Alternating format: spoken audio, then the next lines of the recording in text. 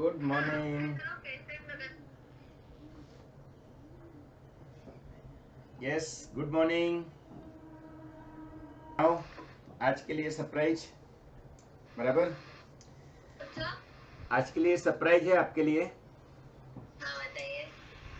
और वो सरप्राइज है सरप्राइज टेस्ट ऑफ एफएम।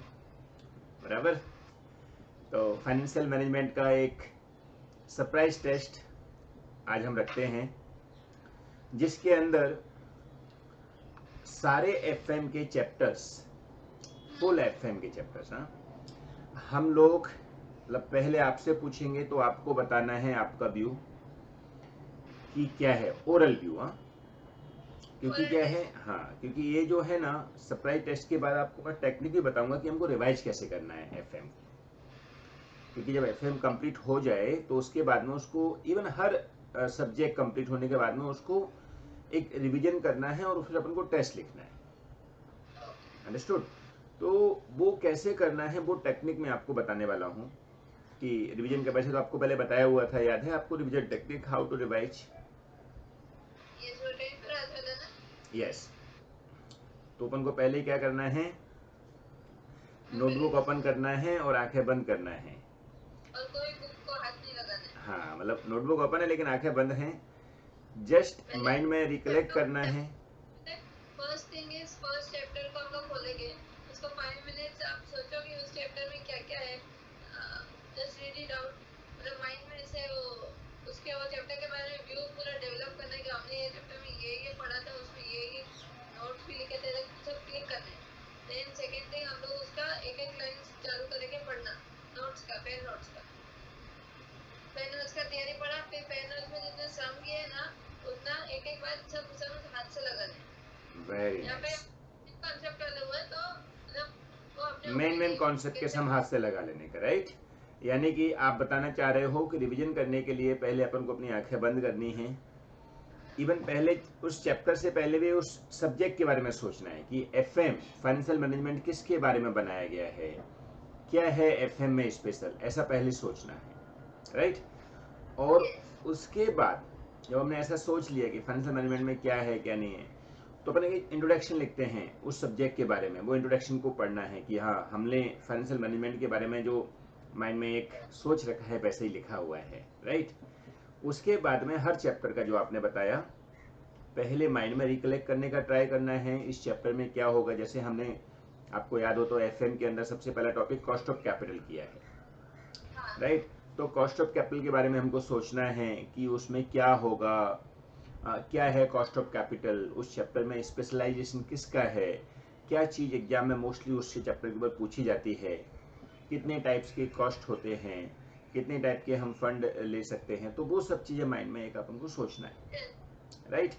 और उसके बाद में अंदर how to solve the problem की स्टेप भी सोचना है, फिर टाइप्स ऑफ प्रॉब्लम क्या है इसमें वो भी सोचना है।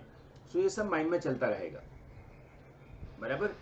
वो सब होने में हो सकता है 5 मिनट लग जाए, हो सकता है 10 मिनट भी लग जाए, लेकिन पूरा अंदर घुस के एकदम माइंड को एकदम पीसफुल बना के कि हमारे माइंड में इसके ऊपर क्या डिटेल होनी चाहिए या कैसा होना चाहिए, वो सब एकदम सोच के उसके बाद में हमको फेयर नोटबुक का एक एक वर्ड रीड करना है। जैसा आपने बताया एक एक वर्ड रीड होना चाहिए, क्योंकि हम क्या है कई चीज़ें माइंड में सोच लिए कि ऐसा ही है, लेकिन एक्चुअल में हो सकता है उसमें कुछ स्पेसिफिक पॉइंट दिया हो, राइट? सो हमको क्या करना है, एक एक वर्ड टू वर्ड वापस से रीड करना है। और वो ज़्यादा कोई नहीं होता है, क्योंकि नोट्स तो हम स्टार्टिंग में जो 80% कॉमन के नोट्स बनाते हैं वो कितने होते हैं, बराबर? तो ऐसे करके हम लोगों को क्या करना है, उनको वर्ड टू वर्ड रीड करना है। और उसके बाद में फर्स्ट सम मोस्टली कंपलसरी हाथ से लगाना है प्रॉपर, जिससे वो 80% पार्ट की प्रैक्टिस हो जाए कि हमने जो 80% हर क्वेश्चन में कॉमन रखा है उसको किस टाइप से एक्चुअल में यूज करना है। क्योंकि पहले तो नोट्स में तो उनका एक्सप्लेनेशन होता है, बाद में उसको यूज करने का सिस्टम बनता है, बराबर? तो ऐसे करके हम जब उसके नोट्स बना के नोट्स को एक एक रीड करके एक सम को हाथ से लगा लेंगे तो हमारा वो 80% माइंड में पूरा क्लियर हो जाएगा। फिर अगर उस चैप्टर में ज़्यादा क्वेश्चन नहीं है तो सारे क्वेश्चन ही हाथ से लगा दीजिए रिवीजन करने के लिए, राइट? अगर क्वेश्चन में बहुत सारे दिए हैं, कई बार अपन फेयर में थोड़े ज़्यादा ही सम कर लेते हैं, तो ऐसे केस में स्टार्टिंग के 1-2 सम लगा लीजिए और लास्ट के 1-2 सम लगा लीजिए, लेकिन पूरे के पूरे बुक को अपनी आंखों से जरूर निकालना है। कोई भी प्रैक्टिकल क्वेश्चन को रीड नहीं करना है कि ये अमाउंट उठ के यहाँ से यहाँ आ गई है, ये अमाउंट उठ के, ऐसे नहीं करना है कभी भी। खाली अगर अपने किसी पर्टिकुलर क्वेश्चन में एक नोट लगाए, क्योंकि होता है ना जैसे 20% अलग होता है, उसका में एक नोट लगा देते हैं कि भाई इस क्वेश्चन में कुछ ऐसा स्पेसिफिक था, या क्वेश्चन की बिगिनिंग में या एंड में हम कुछ कंक्लूजन लिखते हैं, तो जो थ्योरी जैसा लिखा हुआ रहे, न्यूमेरिकल नहीं, क्योंकि न्यूमेरिकल को किसी को नहीं पढ़ना है, थ्योरी जैसा कुछ लिखा रहे उसको आपको एक बार गो थ्रू कर लेना है, जिससे जो डिफरेंट वैरायटी है उनके बारे में भी आपको आइडिया मिल जाएगा। समझ आया? यानी कि रीड करते टाइम पर न्यूमेरिकल को छोड़ के बाकी के जहाँ पे भी हमने नोट लगाया है क्वेश्चन के अंदर, या कोई पर्टिकुलर जगह पर ने कुछ ऐसे ही ऊपर नोट लगा दिया, तो उसको रीड करना है जिससे वो माइंड में रिकलेक्ट हो जाए। क्योंकि एग्जाम में जब हम जाएंगे तो हमको पूरा 100% रिवाइज करके जाना है। एक भी चीज़ ऐसी नहीं होनी चाहिए जो हमारे माइंड से नहीं निकली है उस टाइम पे। और वही हमारी प्लानिंग होती है, जो हम नोट्स बनाते हैं इनका प्लानिंग ये है कि हम एग्जाम वाले दिन सारी की सारी चीज़ें 100% रिवाइज करके जाएं, कोई भी चीज़, छोटी से छोटी चीज़ भी हमारे माइंड से ना निकले। इसके लिए जब हम स्टडी करते हैं, जब भी हमको कोई क्वेश्चन स्पेशल लगता है, हम स्टार्टिंग में उसका एक नोट लिखते हैं, या उसका एंड में हम एक अजम्पशन या नोट लिखते हैं, या उस पर्टिकुलर चीज़ में क्या एक्स्ट्रा है उसके बारे में लिखते हैं। तो वो जो चीज़ें हैं वो चीज़ें हमको यहाँ पे रिवाइज कर लेनी है, जिससे जो भी एक्स्ट्रा था, क्योंकि सारे क्वेश्चन हमने लगाए हैं, एक भी क्वेश्चन हमने आईसीआई के मॉड्यूल का नहीं छोड़ा है। सो जो भी एक्स्ट्रा है या जो भी क्वेश्चन में आया वो सब का सब हमने जब एग्जाम टाइम पे एक बार रिवीज कर लिया, क्योंकि ये रिवीजन एग्जाम टाइम पे भी ऐसे ही करना है, फर्स्ट रिवीजन कर रहे हो तब भी ऐसे ही करना है, क्योंकि फर्स्ट टाइम ही टाइम लगता है हमको, आपने सीखा होगा। फर्स्ट टाइम करने में हम फेयर नोट्स बनाते हैं, 80% कॉमन के बारे में लिखते हैं, हर एक क्वेश्चन को सॉल्व करते हैं, चाहे वो फेयर में करें या प्रैक्टिस में करें। लेकिन जब रिवीजन की बारी आती है तो उस टाइम हम ऐसा रेडी रहना है कि पूरा का पूरा एफएम, पूरा का पूरा जो भी सब्जेक्ट आपका है वो पूरा इधर माइंड में आ गया है। और उसकी भी लिमिट है, हमको वो पूरा का पूरा रिवीजन एटलीस्ट मतलब मिनिमम 10 to 12 आवर्स देने चाहिए और मैक्सिमम 20 आवर्स देना चाहिए। तो अगर आपको ऐसा लगता है कि इससे ज़्यादा टाइम लग रहा है तो रिवीजन वो सिस्टमेटिक वे में नहीं हुआ है। हमारा पर्पज है टाइम को, फैक्टर को कंसिडर करते हुए। हाँ, अगर आपने सोचा कि मैं फेयर का एक एक सम हाथ से लगाने वाली हूँ फिर से, या एक एक सम हाथ से लगाऊंगा मैं, ऐसा आपने सोचा हुआ है, तो फिर हम बोल सकते हैं थोड़ा टाइम ज़्यादा लग सकता है। लेकिन एग्जाम के पॉइंट ऑफ व्यू से जब रिवीजन किया जाता है तो मिनिमम 10 आवर्स लगना चाहिए, मैक्सिमम 20 आवर्स लगना चाहिए। उसके अंदर हमारा पूरा रिवीजन हो जाना चाहिए।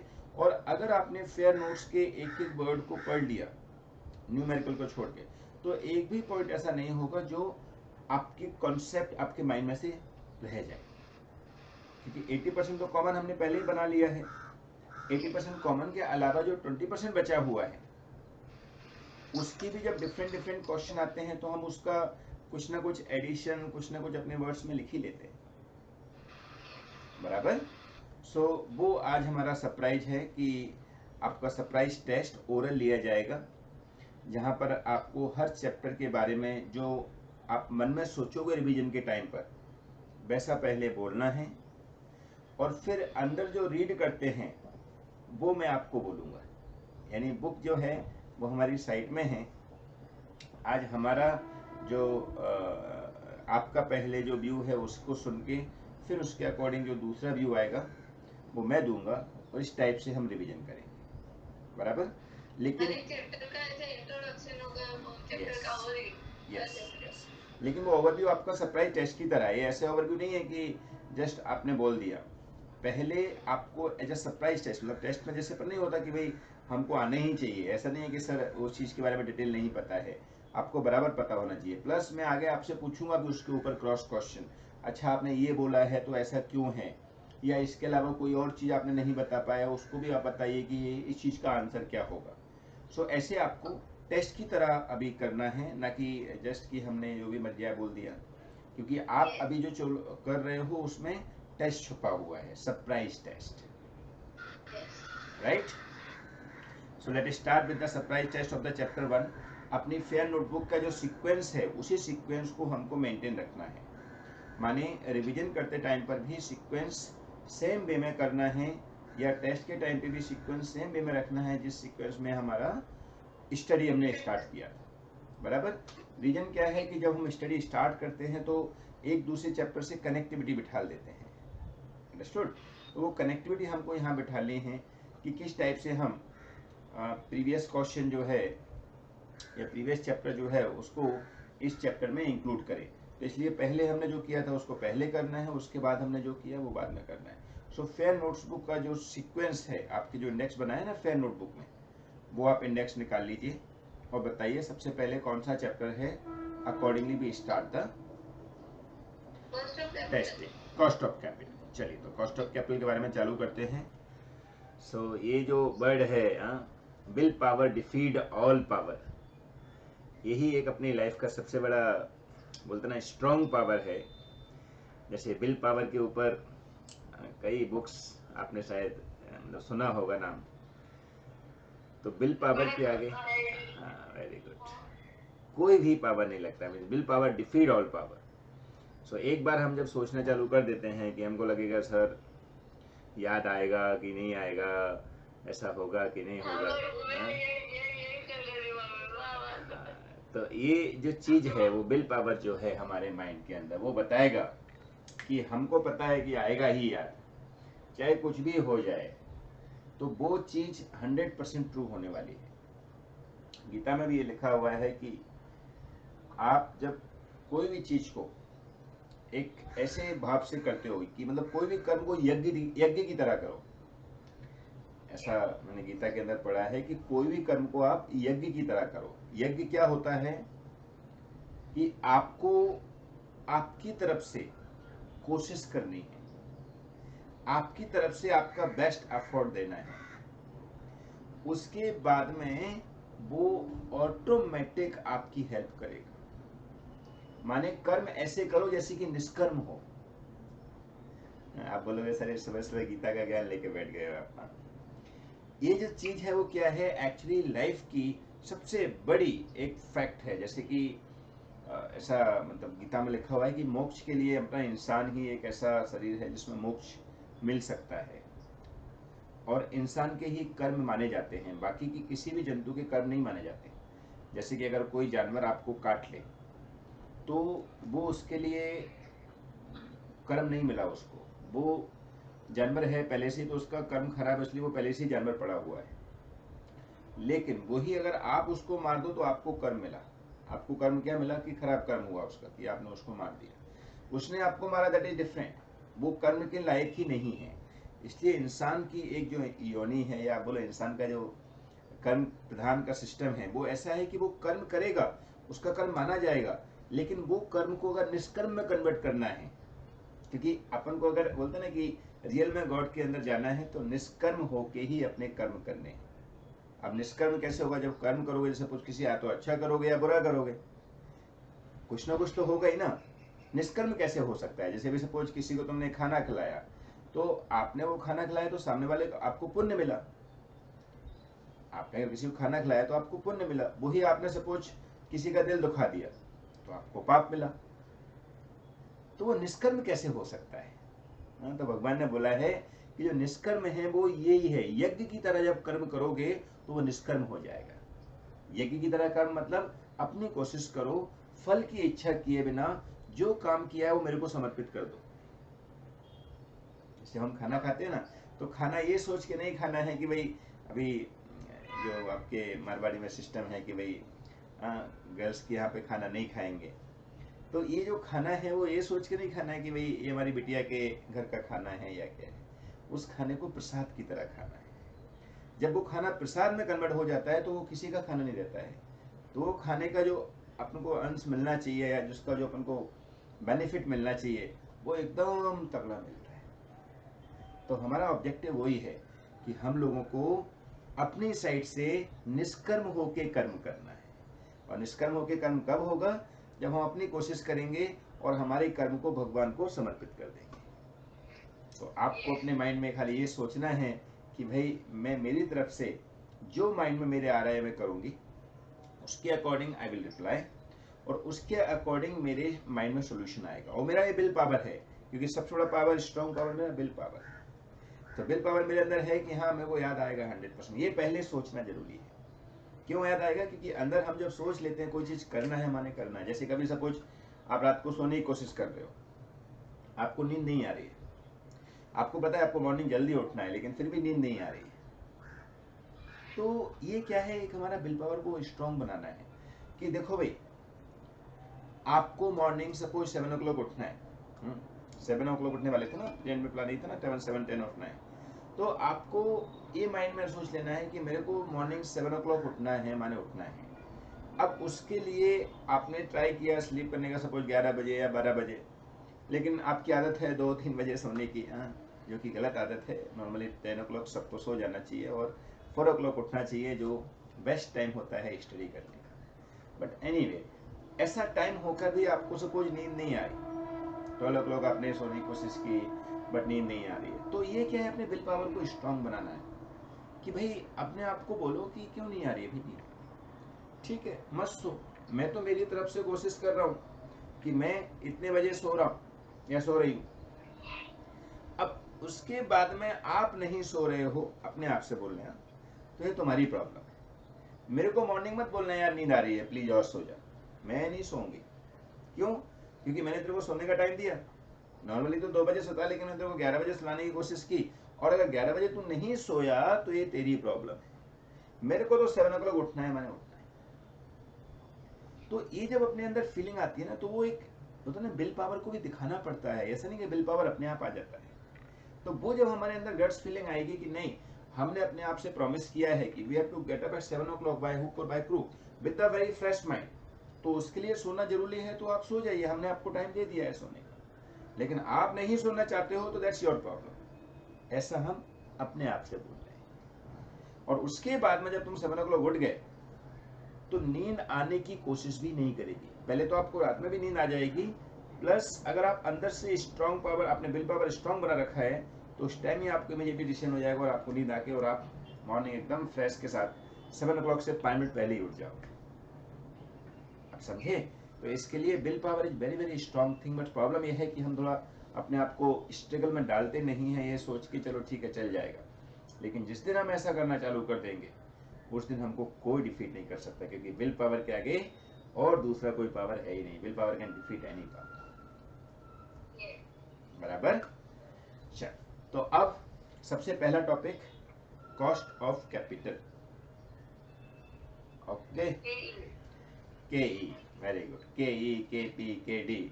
सो now tell me about this thing, क्या है कॉस्ट ऑफ कैपिटल। उससे पहले थोड़ा फाइनेंशियल मैनेजमेंट के बारे में बताइए मेरे को, फाइनेंशियल मैनेजमेंट क्या होता है?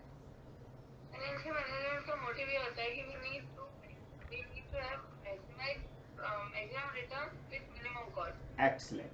Means we have to use our fund in such a way that our cost is minimum and profit is maximum. Means we will take fund at minimum to minimum cost and invest it for maximum return, and the difference is our income.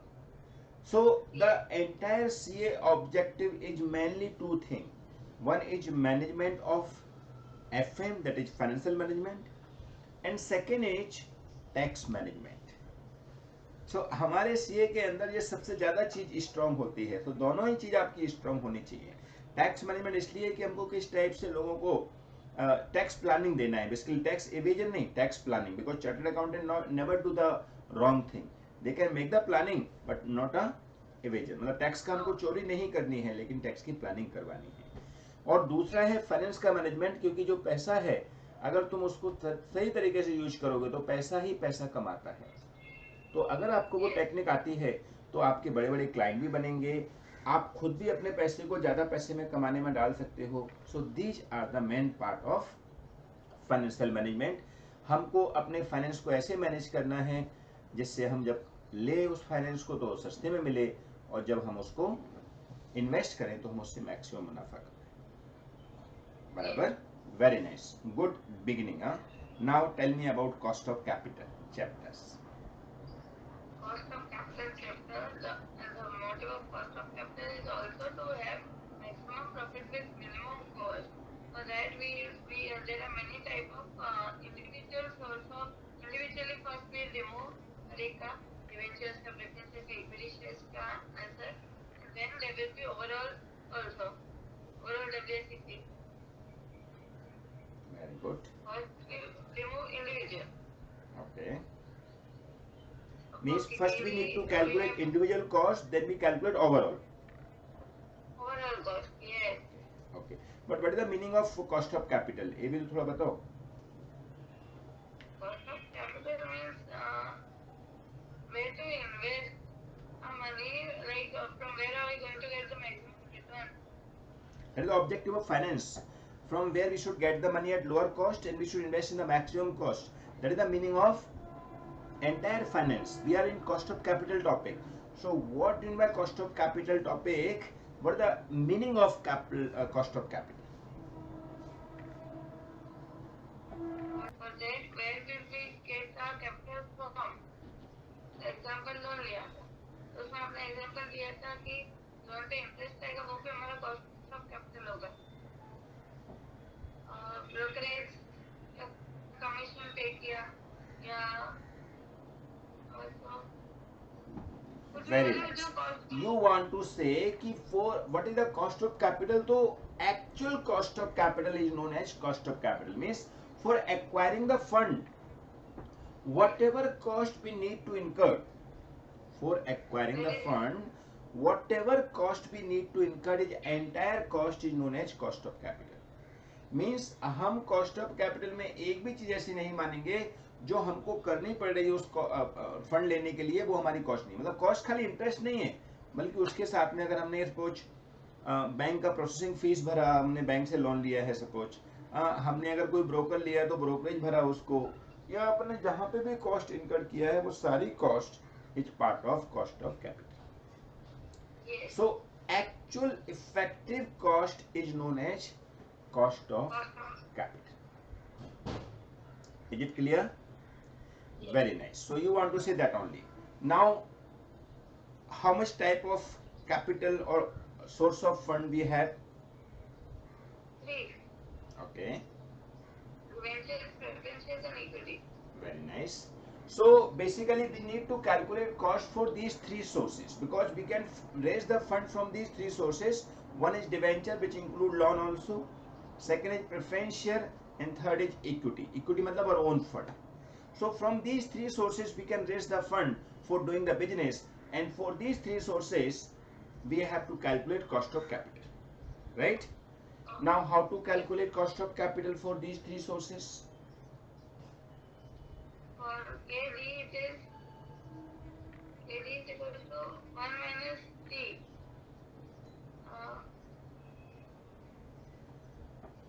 Very good.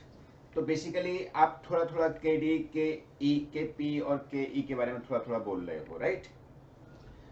ई जो आप बोल रहे हो ना, उसमें पहले आपको एक बार और बोलना है कि sir these 3 sources of fund which you want to raise either from debenture or from preference share or from equity share or equity only, because equity include retained earning also. We have 3 possibility. In these 3 sources we have 3 possibility. One is we can issue at par. Second, we can issue other than par. And third, future redemption also given. Means in the future we have to return the money, that also given. So all these 3 sources cost of capital are depend on these 3 situation. If we issue at par, then its cost of capital is different. If issued other than par, then definitely we have to consider discount or premium also, and redemption also given. That means after certain period, whatever amount we had paid, that should also consider, right? So these 3 sources have 3 variety. According to, we'll calculate the individual cost of capital, right? For that we have this formulas, like in KD what we have to calculate individual cost of debenture. If issued at par, then interest 1 minus T, tax benefit only we will get, so I bracket 1 minus T. If other than par, then definitely that I bracket 1 minus T we have to divide with the SV, that is sales value. But here I means interest amount, and in first part I means interest rate, because when we divide it with sales value, then definitely the denominator should be have amount. We cannot divide amount with percentage. So percentage is only when issued at par. Otherwise, everywhere we have to use amount because we compare with the amount. So definitely, numerator should be also amount. Okay. Then other than par and maybe at par, but redemption also given, means after certain period we will get back that money. So in this case, what we have to do for that, we have to use redemption value also. Suppose at the time of redemption, if we have to pay more, like when we take the loan and we have to pay more amount while repayment, then definitely that is also considered as part of cost of capital, because we have to pay extra only when we want loan. So if we had acquired the loan, that's why we have to pay extra. That means that's a part of cost of capital. Simple फंडा. अगर हमने loan लेने के लिए कुछ भी खर्चा किया है, चाहे वो हमारा अपॉर्चुनिटी लॉस्ट हुआ है, वो भी हमारा एक कॉस्ट ऑफ कैपिटल है, क्योंकि हम वो काम क्यों कर रहे हैं, क्योंकि लोन लेना है. तो लोन की वजह से जो भी खर्चे हो रहे हैं सारे लिए जाएंगे. तो रिडेम्पशन में अगर हमको ज्यादा या कम अमाउंट देना है, वो भी हमको कंसिडर करना चाहिए.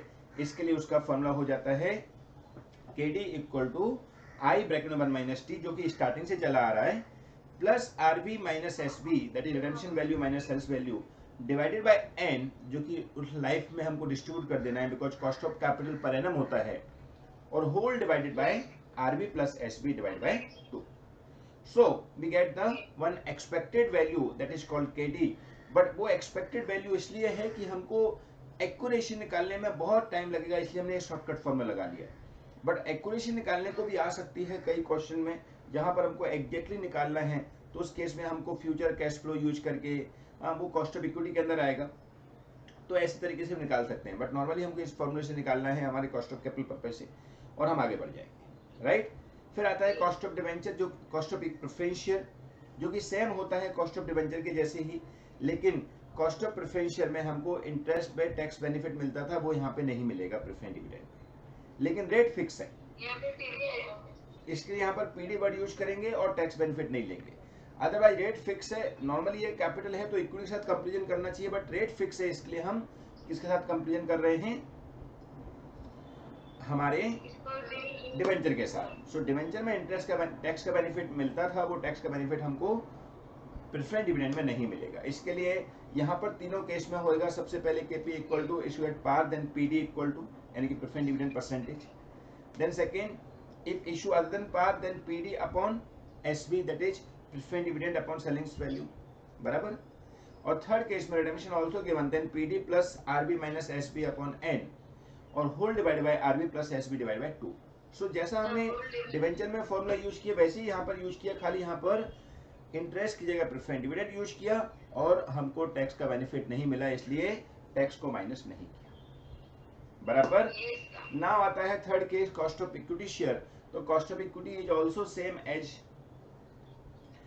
Cost of preference share, but problem है कि कॉस्ट ऑफ इक्विटी को फिक्स रिटर्न नहीं मिलता है. उनको पता नहीं कितना मिलेगा, क्योंकि जो भी कमाएंगे after paying interest to debenture, after paying all expenses, then be paid for preference dividend.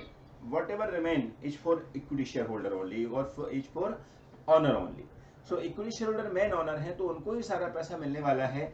इसके लिए क्या करना है कि हमको चेक करना है कि उन इक्विटी शेयर होल्डर को कितना पैसा मिला, और उस पैसे के हिसाब से हम लोग रिटर्न निकालेंगे.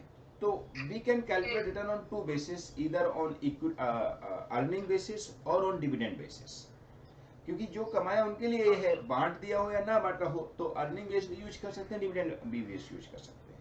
लेकिन अगर क्वेश्चन साइलेंट है तो डिविडेंड बेस यूज करना चाहिए. बराबर.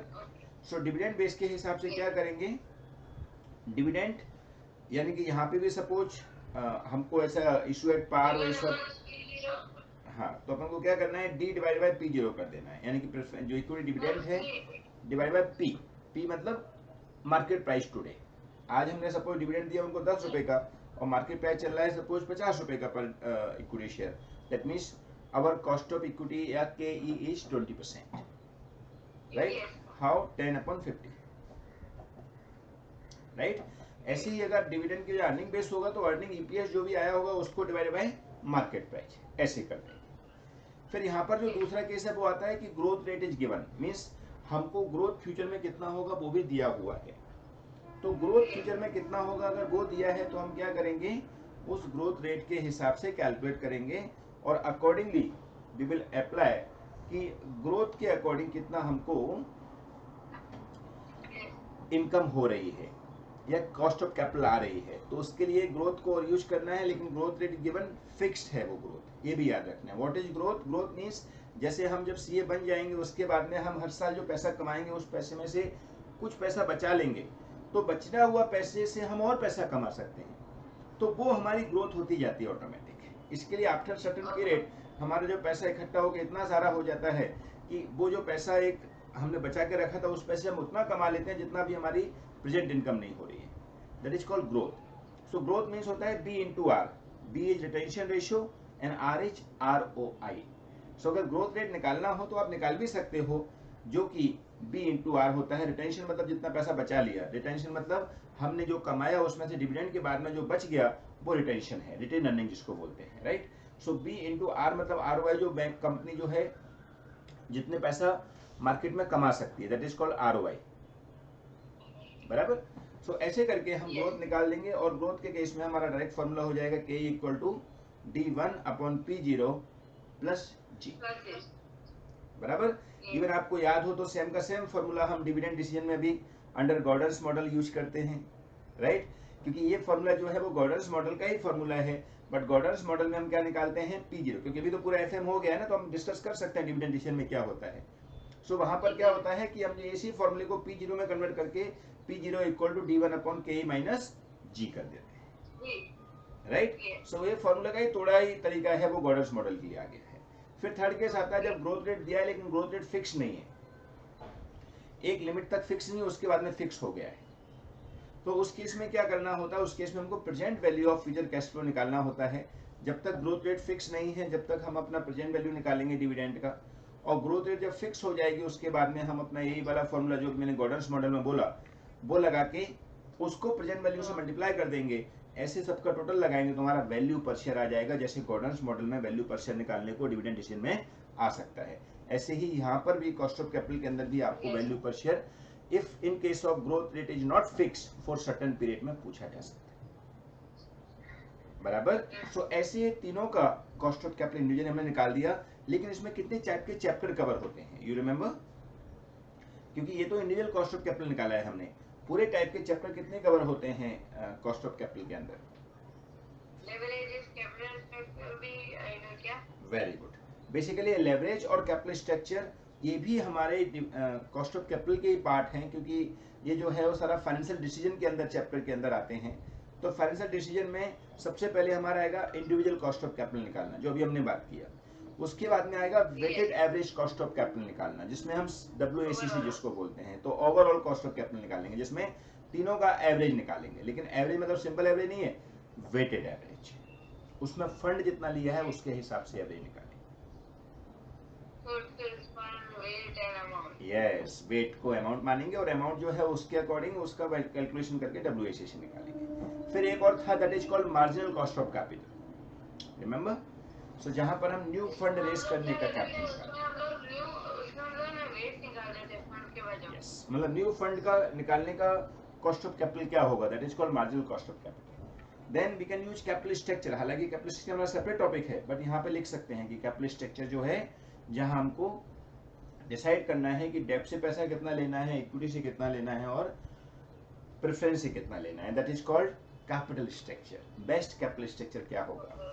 और लास्ट हम बोल सकते हैं लेवरेजेस, जहां पर हम लोग फाइनेंशियल डिसीजन के लिए किस टाइप से लोन लेंगे, तो जो गियर्ड फर्म होती है जो लोन लेती है वो अच्छी होती है कंपेयर टू नॉन गियर्ड, बराबर। तो ये हमारे टाइप्स ऑफ प्रॉब्लम हो गए। अब हमने individual cost of capital discussion तो कर ही लिया, उसके बाद में weighted average cost of capital निकालते हैं। तो weighted average cost of capital के स्टेप क्या होती हैं कि पहले इंडिविजुअल कॉस्ट ऑफ कैपिटल निकाल लो, क्योंकि एग्जाम में mostly weighted average cost of capital ही आता है। कॉस्ट ऑफ कैपिटल के अंदर एग्जाम में mostly weighted average cost of capital ही निकालने को आता है, या फिर मार्जिनल कॉस्ट ऑफ कैपिटल निकालने को आता है। इंडिविजुअल बहुत ही कम आएगा, इंडिविजुअल आएगा तो 1-2 मार्क्स का आएगा। सो वेटेड एवरेज कैसे निकाला जाता है, तो उसके लिए फिक्स स्टेप होती है। Very good. सबसे पहला इंडिविजुअल कॉस्ट ऑफ कैपिटल निकालेंगे, जैसा अभी हमने डिस्कस किया KD, KP और KE का। देन स्टेप 2 में स्टेप 2 के थर्ड पार्ट में पहले सबसे पहले लिखेंगे हम लोग सोर्स, उसके बाद लिखेंगे फंड, कितना एक्चुअली फंड बाद लिखे के परसेंट कॉस्ट ऑफ कैपिटल का कितना परसेंट लगा ले, देन लिखे के अमाउंट। एक्सीलेंट। सो वो टेबल बनती है। जो टोटल आएगा ना, जो टोटल के अमाउंट तो उसको डिवाइड दे देंगे, जो फंड का कॉलम का टोटल आएगा ना उसमें। Excellent, excellent, very nice. So basically जब हमने इंडिविजुअल कॉस्ट ऑफ कैपिटल निकाल दिया, उसके बाद में हमको weighted average cost of capital निकालने के लिए टेबल बनाना है, जिसके आपने कॉलम बताया अभी। सबसे पहला सोर्स, टाइप्स ऑफ सोर्स, जिसमें हम केडी, केपी, केई जो भी होगा वो लिख देंगे। देन कितना फंड लिया है, वो फंड बेसिकली हमारा वेट है। वो फंड को हम फंड भी यूज कर सकते हैं, वेट भी यूज कर सकते हैं। फंड अमाउंट जो दिया रहेगा उसमें बुक वैल्यू भी हो सकता है और मार्केट वैल्यू बेस भी हो सकता है। अगर बुक वैल्यू बेस है तो बुक वैल्यू लिखा जाएगा, और अगर मार्केट वैल्यू बेस है तो हाँ, मार्केट वैल्यू अगर है तो रिटर्न अर्निंग मार्केट वैल्यू के अंदर ही आ गया है। तो अगर के ई और K R, that is rate of return, cost of capital and cost of return earning का रेट अलग अलग है, तो दोनों को अलग अलग आपको करना पड़ेगा मार्केट वैल्यू में भी, कि जो के आर है वो सेम रहेगा जितना भी रिटर्न अर्निंग दिया हुआ है, और बाकी का बचा हुआ इक्विटी हो जाएगा। क्योंकि मार्केट वैल्यू जो होती है जब भी ज्यादा होती है जब हमारे पास रिटर्न अर्निंग होता है, नहीं तो मार्केट में वैल्यू कैसे ज्यादा हो जाएगी हमारी। सो इसके लिए रिटर्न अर्निंग के हिसाब से हम लोग कैलकुलेशन करके ये शो करके दिखा देंगे कि हमारी कॉस्ट ऑफ कैपिटल जो है वो इतनी आई, बराबर।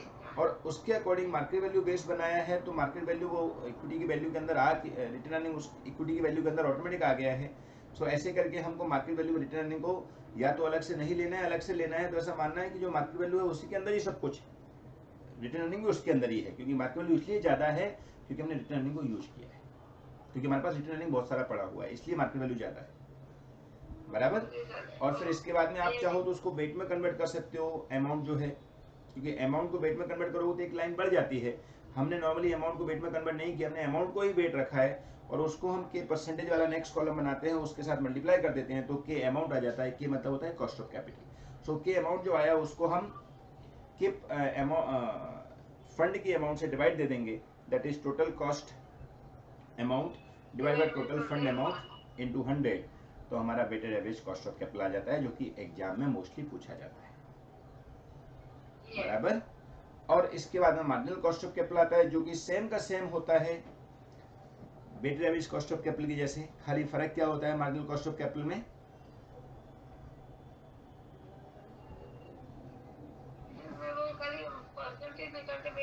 वो खाली न्यू कॉस्ट निकालने के लिए आता है, बस इतना फर्क होता है।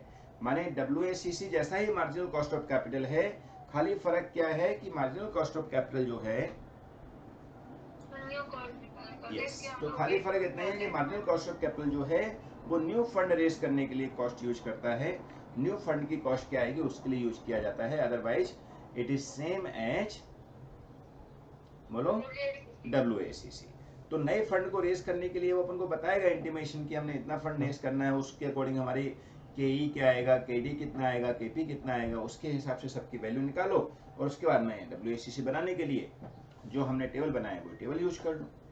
टेबल में अगर आपको फंड बताएगा कितना कितना नया रेज करना है तो वो फंड यूज कर लो। अगर फंड ना बताए, बोले कि प्रीवियस का जो कैपिटल स्ट्रक्चर है वो ऑप्टिमम है, तो उसी का वेट बना के आप निकाल लीजिए, बराबर। तो ये हो गया हमारा कॉस्ट ऑफ कैपिटल का ओवरव्यू। अभी कैपिटल स्ट्रक्चर इसके अंदर जो आएगा वो हमारा दूसरा चैप्टर है, लेकिन उससे पहले जो मैंने बोला है आपको एक बार फिर से बोलना है, क्योंकि कैसा है, ये जो मैंने अभी वर्ड आपको रिप्लाई किए हैं वही कॉन्फिडेंस के साथ आपको भी बोलने हैं, जिससे पता चलेगा कि हाँ, हमको कॉस्ट ऑफ कैपिटल जो हमने अभी महीने भर पहले किया था एकदम माइंड में छपा हुआ है, वो हमारा ऑब्जेक्टिव है। हालांकि ये मैंने जो वर्ड बोले हैं सब कुछ आपके नोटबुक में लिखे हुए हैं, लेकिन आज चूंकि आपका सरप्राइज टेस्ट है तो इसके अकॉर्डिंग आपको वो चीज आनी चाहिए। आपने बोलने की कोशिश भी की है, लेकिन एक बार फिर से मेरे को बोल के बताओ ये जो सारी बातें मैंने बोली, बोलिए।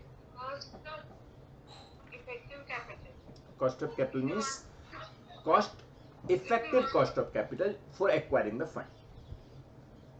Effective cost of capital for acquiring the fund.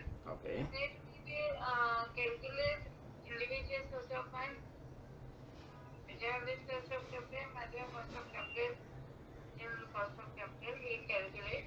For individual source of funds, we write first KD, KP, and KE formulas, in which KD is issued in the past, premium the past, and at a differential value. So at far kd is equals to 1 minus t. Now kd is equals to 1 minus t upon hd. Last term में kd is equals to I bracket 1 minus k plus rv minus sv upon n whole divided by rv plus sv divided by 2. Very good. Then second element PD preference division. Again priority over equality order. Therefore the division is fixed. So if the preference division are issued to par, then KT is equal to PD, and if it is issued at premium other than par, then PD upon SP. And if it is issued other than par and premium, then at redemption value, then PD plus RV minus SV upon N, the whole divided by RV plus SV divided by 2. Excellent. Very nice. And in case of equity stress, G1 over P0 plus G will be the formula, where they will almost give us all the information. We need to just put the question. I'm asking कि आप जो बोल रहे हो ना equity के लिए पहले क्या बेस हो सकता है वो भी तो बताओ। इक्विटी के लिए बेस क्या हो सकता है, क्योंकि इक्विटी जो कमाते हैं वो सब उनके लिए ही है ना। But equity are the main owners of the company. उसके main shareholders होते हैं। तो हम लोग में भी ऐसा केस होगा, if issued at par, issued at fixed rate of return. Very nice. So after cost of capital, capital structure के बारे में आपने बताया कि कैपिटल स्ट्रक्चर क्या होता है, राइट। आपने एक आइडिया दिया, कैपिटल स्ट्रक्चर का फॉर्मेट भी बता दिया आपने। अब ये आपने मन में बोला जो कि ऑलमोस्ट बराबर बोल दिया है कैपिटल स्ट्रक्चर के बारे में, राइट। मतलब पहले हमको मन में ही बोलना है, क्योंकि ये क्या है, रिवीजन का टेक्निक है जिसमें सरप्राइज टेस्ट चल रहा है तो आपको मेरे सामने बोलना है, राइट। लेकिन जब सेल्फ रिवीजन करेंगे तो मन में बोलना है, और वो चीज आपको खुद ही एक टाइप का होता है ना, पॉज करके भाई कि अब पहले अपन बोल लेते हैं क्या है क्या नहीं, उसके बाद में अभी ये सुनना है, राइट। सो आपने बता दिया कि कैपिटल स्ट्रक्चर का मतलब होता है कि कैपिटल का सोर्स डिसाइड करना है कि कितना इक्विटी लें, कितना प्रेफरेंस लें, कितना डिवेंचर लें, जिससे वो कॉम्बिनेशन ऐसा बिठा लें कि वो कॉस्ट मिनिमम हो जाए। इसका रीजन क्या है कि अकेला लोन लेंगे तो लोन अकेला बहुत महंगा मिलेगा। एक लिमिट के बाद जब हम लोन ज्यादा लेना चालू करते हैं तो लोन का इंटरेस्ट रेट बढ़ जाता है। वही अगर हम 100% इक्विटी रखें तो इक्विटी बहुत महंगी पड़ती है, क्योंकि हमारे पास क्रेडिबिलिटी थी, हमने उसको यूज नहीं किया। ऐसे ही अगर हम प्रेफरेंशियल ले तो वो भी थोड़ा महंगा पड़ जाता है अकेला। तो ऐसा कॉम्बिनेशन बिठा लो कि हमारा कॉस्ट मिनिमम आए। That is the objective of capital structure. माने ना तो ज्यादा लोन लो, ना ही कम लोन लो, ना ही तो फुल इक्विटी रखो, ना ही फुल डिवेंचर रखो। काम ऐसा कॉम्बिनेशन के साथ करो कि एकदम लाइफ बैलेंस हो जाए। जिसको होता है ना बैलेंस, अपनी लाइफ को मैनेज करना, वैसे ही हमको बैलेंस करना है हमारे कैपिटल स्ट्रक्चर को, जहां पर हमको शो करना है और बताना है कि देखो भाई कैपिटल स्ट्रक्चर ऐसे ऐसा रखोगे तो हमको मैक्सिमम प्रॉफिट मिलेगा। यानी कॉस्ट मिनिमम हो जाएगी तो ऑटोमेटिक मैक्सिमम प्रॉफिट हो जाएगा, क्योंकि ऐसा कॉम्बिनेशन, जैसे अभी आप देखो जितना रिस्क कम होती है उतना ही इंटरेस्ट कम मिलता है। रिस्क बढ़ना चालू हो जाती है उतना ही इंटरेस्ट का रेट भी बढ़ना चालू हो जाता है। तो हमको ऐसा कुछ कॉम्बिनेशन बिठाना है कि इंटरेस्ट रेट जो है वो हमारी मिनिमम हो जाए और हमारा जो कैपिटल का रिक्वायरमेंट है वो पूरा हो जाए। That is called capital structure, right. Now how to do this, तो उसके लिए सिंपली हमने देखा था कि हमारा ऑब्जेक्टिव होता है ईपीएस मैक्सिमाइजेशन। क्या ऑब्जेक्टिव होता है? Yes, maximum EPS is rank 1। जैसा आपने बताया जो फॉर्मेट, उस फॉर्मेट के अकॉर्डिंग हम ईपीएस निकालेंगे और ईपीएस को रैंक दे देंगे। जहां पे सबसे हाईएस्ट रैंक आया है वही हमारा बेस्ट कैपिटल स्ट्रक्चर है, क्योंकि ईपीएस वहां पे ज्यादा आया। अब इसमें कॉम्बिनेशन कैसे होते हैं, तो हम एक टेबल बनाते हैं जिसको हम इनकम स्टेटमेंट बोल सकते हैं। उस इनकम स्टेटमेंट में जितने भी हमारे कैपिटल स्ट्रक्चर के प्रपोजल होते हैं उनको हम लिख देते हैं। सपोज एक पर्टिकुलर, फिर एक प्रेजेंट है अगर तो वो प्रेजेंट लिख देंगे। बाद में हमारे पास प्रपोजल पड़े हैं कि कैपिटल स्ट्रक्चर में पहला है हमने सपोज डेब्ट और इक्विटी रखना है, दूसरा है हमने इक्विटी और प्रेफरेंस रखना है, तीसरा है हमको खाली इक्विटी रखना है। लेकिन इक्विटी होना जरूरी है जैसा आप बता रहे थे, क्योंकि इक्विटी नहीं होगा तो फिर कौन ऑनर होगा, उसका कौन पैसा आएगा उसको रखेगा। तो इसके लिए इक्विटी होना जरूरी है। इसके लिए आपको बताया था कि अगर हमारे पास पहले से इक्विटी है तो हो सकता है हम अकेला डेब्ट इशू करें, चलेगा। लेकिन पहले से अगर इक्विटी नहीं है तो कंपलसरी है कि इक्विटी के बिना तो हो ही नहीं सकता है, क्योंकि मालिक कौन बनेगा उसका। तो इसके लिए पहले से नहीं है तो इक्विटी भी कंपलसरी होगा। तो ऐसे जो ऑप्शन होंगे वो ऑप्शन हम बना लेंगे। उन सब ऑप्शन के केस में ईबीआईटी कॉमन होगा। क्या होगा? ईबीआईटी कॉमन माना जाएगा। क्यों माना जाएगा कॉमन? क्योंकि सब केस में कॉस्ट तो आप वही लगा रहे हो। सपोज आपको 5 करोड़ की कैपिटल की जरूरत है तो आपने 5 CR ही लगाया है। अब वो 5 CR चाहे आप इक्विटी से उठा लो, चाहे आप लोन और इक्विटी का कॉम्बिनेशन उठा लो, या फिर आप लोन और प्रेफरेंशियल और इक्विटी तीनों का कॉम्बिनेशन उठा लो।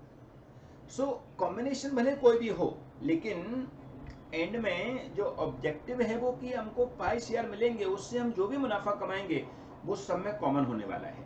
क्योंकि पैसा कहीं से भी लें, बिजनेस करते टाइम पर सपोज आपको कोई बिजनेस करना है और आपने कोई माल खरीदा तो आप चाहे लोन लेके पैसा उसको दो, चाहे आप उसको इक्विटी शेयर में से पैसा उसको दो, उसको क्या फर्क पड़ता है, उसको तो रोकना चाहिए। तो हमारा पर्पज है कि हम सोर्स डिसाइड कर रहे हैं कहां से लें, इसके लिए ईबीआईटी सब में कॉमन हो जाएगा। तो वो इनकम स्टेटमेंट जैसा आपने बताया था, ईबीआईटी माइनस इंटरेस्ट, ईबीटी आएगा, that is earning before tax. फिर टैक्स माइनस करेंगे तो अर्निंग आफ्टर टैक्स आएगा। उसमें से प्रेफरेंस डिविडेंड माइनस करेंगे क्योंकि preference dividend is paid after tax. तो हमको मिलेगा profit available to equity share holder. उस profit available equity share holder में डिवाइडेड करेंगे नंबर ऑफ इक्विटी शेयर। वो नंबर ऑफ इक्विटी शेयर कौन से होंगे? या तो फ्रेश इशू किए हैं वो वाले, और अगर पहले से हैं वो भी आएंगे ऐड होंगे। तो ईपीएस क्या आएगा तुम्हारा? जो एग्जिस्टिंग शेयर हैं प्लस फ्रेश इशू दोनों को ऐड करके नंबर ऑफ शेयर का डिवाइड दे देंगे तो ईपीएस आ जाएगा। और ईपीएस को हम रैंक दे देंगे। वो रैंक जहां ज्यादा है वो हमारा बेस्ट कैपिटल स्ट्रक्चर है, क्योंकि हमारी कॉस्ट मिनिमम हो गई। वो कॉस्ट मिनिमम हुई, पता कैसे चला? क्योंकि ईपीएस हायर आया, अर्निंग हायर आया। कब अर्निंग हायर आएगा? क्योंकि अर्निंग तो सब केस में कॉमन थी, लेकिन कॉस्ट माइनस करते करते जब हम आए तो अर्निंग हमारा हायर वहां पे आएगा जहां पे कॉस्ट मिनिमम होगा। बराबर। सो ऐसे करके हम कैपिटल स्ट्रक्चर डिसीजन ले लेते हैं। अब कैपिटल स्ट्रक्चर के साथ में आपको chapter cover under this topic भी लिखवाए थे। वैसे सारे के सारे topic cover under cost of capital, but still capital structure separate topic दिया है तो हमने सेपरेट बनाया था उसको। उसके अंदर लिखा था चैप्टर कवर अंडर दिस। उसमें आपके 3 टाइप के क्वेश्चन थे। सबसे पहला कैपिटल स्ट्रक्चर डिसाइड करना है, दूसरा इंडिफरेंस पॉइंट, यानी कि हम कैपिटल स्ट्रक्चर 1 रखें चाहे कैपिटल स्ट्रक्चर 2 रखें, दोनों में इंडिफरेंस पॉइंट क्या होगा, और थर्ड था फाइनेंशियल ब्रेक इवन पॉइंट। याद आया? फाइनेंशियल ब्रेक इवन पॉइंट माने कौन सा ऐसा पॉइंट है जहां पर हम नो प्रॉफिट नो लॉस में। सो वो जो फाइनेंशियल ब्रेक इवन पॉइंट है या इंडिफरेंस पॉइंट है, उन सबके लिए आपको मैंने सेपरेट नोट लगवाया था। जैसे इंडिफरेंस पॉइंट के बारे में आपको क्या बताया था, याद है? तो बेसिकली इंडिफरेंस पॉइंट का जो मतलब होता है वो ये है कि जहां पर हमारा ईबीआईटी भी सेम है और ईपीएस भी सेम है। सेम मतलब अमाउंट सेम नहीं है, लेकिन इतना ईबीआईटी ढूंढो आप, you calculate the EBIT where EPS are same, that is called indifference point। माने हमको क्या करना है, तो EBIT तो नॉर्मली हर एक केस में सेम ही होता है, लेकिन हमको अभी ऐसा EBIT ढूंढना है जहां पर दोनों का EPS भी सेम आए। अब वो कभी अपना ईबीआईटी अमाउंट ऊपर दिया है और अपना ईपीएस भी सेम आ जाए, वो एक फॉर्चुनेटली होता है। लेकिन इंटेंशनली ऐसा निकाला जाए कि उतना ईबीआईटी ढूंढो जहां पर EPS must be same, that is called indifference point. Understood? कैसे निकालते हैं? तो हम उसके लिए अपना जो ईपीएस का फॉर्मूला होता है वो ही, मतलब ईपीएस के लिए हम जो टेबल बनाते हैं या आप जो इनकम स्टेटमेंट बनाते हो उस इनकम स्टेटमेंट को ही हम एक फॉर्मूला फॉर्म में डाल देते हैं और दोनों सिचुएशन को आमने सामने रख के इक्वल कर देते हैं। अंडरस्टूड? माने जो इनकम स्टेटमेंट है उसको हम एक फॉर्मूला में कन्वर्ट करते हैं, जो इनकम स्टेटमेंट बनाते हैं नॉर्मल ईपीएस कैलकुलेट करने के लिए, और उसको हम दोनों को आपस में इक्वल इक्वल बना के एक इक्वेशन बना देते हैं और फिर उसको सॉल्व करते हैं। तो हमारा एक ईबीआईटी जो कि बैलेंसिंग फिगर होता है, वो जो आंसर आता है वो हमारा इंडिफरेंस पॉइंट है। और अगर वो आंसर नेगेटिव आए या पॉजिटिव आ जाए, अगर वो आंसर नेगेटिव आ जाए या ऐसा कुछ जीरो आ जाए या फिर कुछ आए ना, आंसर सॉल्व ही ना हो, तो उसका मतलब हो जाता है कि उनके बीच में इंडिफरेंस पॉइंट हो ही नहीं सकता है। सो हमको इंडिफरेंस पॉइंट ढूंढना है। वो इंडिफरेंस पॉइंट के लिए हम क्या करेंगे, ईपीएस का जो स्टेटमेंट है उसी को हम फॉर्मूला में कन्वर्ट करेंगे, जिसमें हम लिखते हैं ईबीआईटी माइनस इंटरेस्ट, वो ब्रैकेट में डालेंगे, इनटू 1 माइनस टी, ये पूरा एक 1 ब्रैकेट में डालेंगे, फिर माइनस प्रेफरेंस डिविडेंड, तो हमारा profit available to equity share holder आ गया, divided by number of equity share कर देंगे। उसी फॉर्मूले को वापस लिख देंगे इक्वल टू लिख के सेकंड वाले केस में, सेकंड वाले कैपिटल स्ट्रक्चर में जो भी इंटरेस्ट या केस है उसके अकॉर्डिंग उसको फिल करेंगे, और वहां पर ईबीआईटी दोनों में ही हम मिसिंग रखेंगे क्योंकि ईबीआईटी हमको पता ही नहीं है। और सारी इक्वेशन को जो हम सॉल्व कर देंगे तो ऑटोमेटिक ईबीआई का एक आंसर निकलेगा। उस आंसर को ही हम बोलेंगे कि यहाँ पर वो जो आंसर है वो इंडिफरेंस पॉइंट हो जाएगा। यहाँ पर दोनों का ईपीएस सेम होगा, यानी अगर उतना ईबीआईटी होता है तो चाहे हम ऑप्शन 1 लें कैपिटल स्ट्रक्चर का, चाहे हम ऑप्शन 2 लें कैपिटल स्ट्रक्चर का, उसमें कोई डिफरेंस नहीं होगा। दैट इज कॉल्ड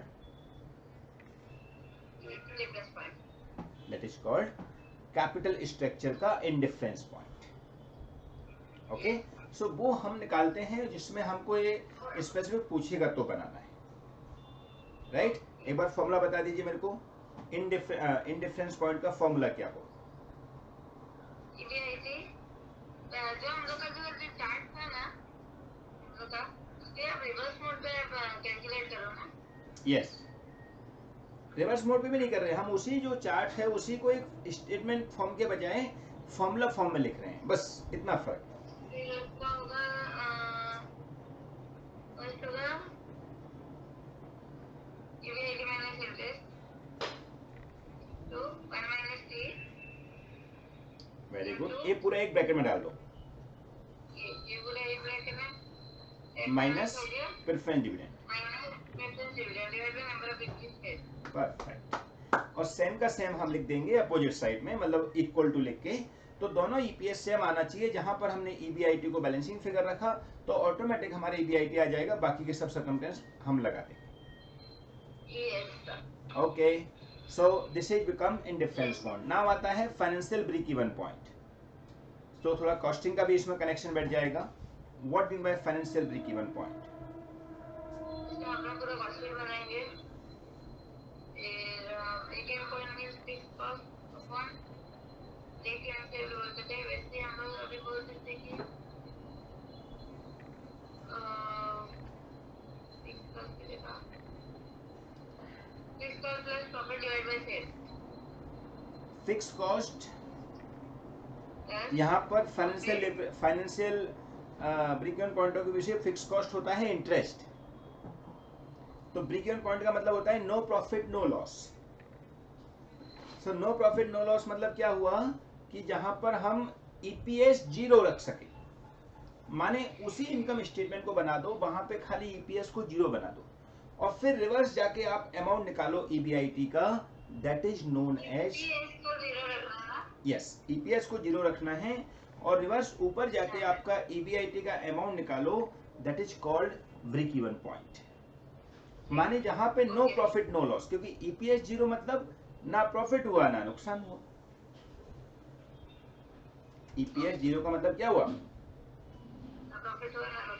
ना प्रॉफिट हुआ ना नुकसान हुआ। तो जब हम ईपीएस सिस्टम फॉलो करते हुए कैलकुलेशन करेंगे तो हमको समझेगा कि नो प्रॉफिट नो लॉस की सिचुएशन आ गई है, और नो प्रॉफिट नो लॉस के हिसाब से हम लोगों को एक डिसीजन लेना है जहां पर ब्रेक इवन पॉइंट हमारा आ गया। अब इसको कैलकुलेट करना है तो अपन बोलेंगे कि ब्रेक इवन पॉइंट जो है वो इंटरेस्ट तो कमाना ही पड़ेगा, क्योंकि इंटरेस्ट के लिए तो हमको पैसे रखने ही पड़ेंगे, प्लस जो प्रेफरेंस डिविडेंड है उसको देने के लिए हमको टैक्स भी भरना पड़ेगा। तो इसके लिए preference dividend upon 1 minus T, क्योंकि प्रेफरेंस डिविडेंड भरने से पहले हमको टैक्स भरना पड़ेगा, सो उतना प्रॉफिट कमाना पड़ेगा। तो अगर आपको फॉर्मूला में देखना है तो break even point equal to interest plus preference dividend, नहीं ब्रैकेट वन माइनस टी नहीं करना है, क्योंकि यहाँ पर इंटरेस्ट तो टैक्स से पहले ही दे दिया जाता है ना, तो इंटरेस्ट के लिए तो हमको उतना कमा लिया उतना ही काफी है। तो इंटरेस्ट प्लस प्रेफरेंस डिविडेंड, और प्रेफरेंस डिविडेंड के अपॉन में आएगा 1 माइनस टी, क्योंकि उसको हमको टैक्स भरने के बाद ही हम डिविडेंड दे सकते हैं, इसके लिए प्रॉफिट थोड़ा ज्यादा कमाना पड़ेगा। तो 1 माइनस टी का डिवाइड दे देंगे तो प्रॉफिट ज्यादा आ जाएगा। ओके, और सिंपल वर्ड में सीखना है तो हम रिवर्स वे में चले जाएंगे तो हमारा ब्रेक इवन पॉइंट आ जाएगा। ईपीएस को 0 रखो और आगे बढ़ते जाओ रिवर्स वे में, जो भी इंफॉर्मेशन दिया हो, क्योंकि हमको मैंडेटरी पे करना है इंटरेस्ट एंड प्रेफरेंस डिविडेंड। अगर हमको आता है हमारे कैपिटल स्ट्रक्चर के अंदर तो उनको भरना पड़ेगा, तो वही हमारा फाइनेंशियल ब्रेक इवन पॉइंट हो जाएगा, जिसको हम बोलेंगे no profit no loss situation. Okay, very nice. अब आता है लेवरेज, जो कि फाइनेंशियल डिसीजन का ही थर्ड टॉपिक है, और हम बोल सकते हैं कैपिटल कॉस्ट ऑफ कैपिटल का भी ये थर्ड टॉपिक है। सो बताइए leverage effect. Very good. Means there are 3 type of leverage, right, जो हमको कैलकुलेट करने को आते हैं: operating leverage, financial leverage and combined leverage. बराबर? यस, ऑपरेटिंग प्लस फाइनेंशियल मिला दिया जाए तो कंबाइंड लेवरेज हो जाता है। ओके, फाइनेंशियल लेवरेज मतलब कंट्रीब्यूशन अपॉन ईबीआईटी और change in EBIT upon change in contribution. Excellent. एक ऑपरेटिंग लेवरेज बोला कि फाइनेंशियल लेवरेज बोला?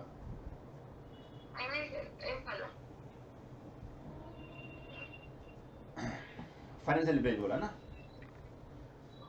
कि ऑपरेटिंग बोला?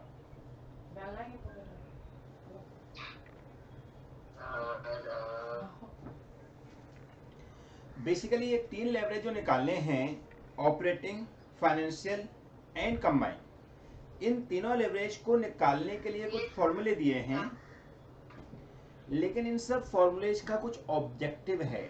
इवन इस लेवरेज टॉपिक का भी ऑब्जेक्टिव है। नॉर्मली ये रेशो तो हमारे रेशो एनालिसिस के साथ कवर हो जाते हैं, बट स्टिल ये रेशो क्यों दिए हैं? ताकि कुछ एक बेनिफिट मिल सके हमको, किस टाइप से ये पर्टिकुलर चीज को हमको शो कर।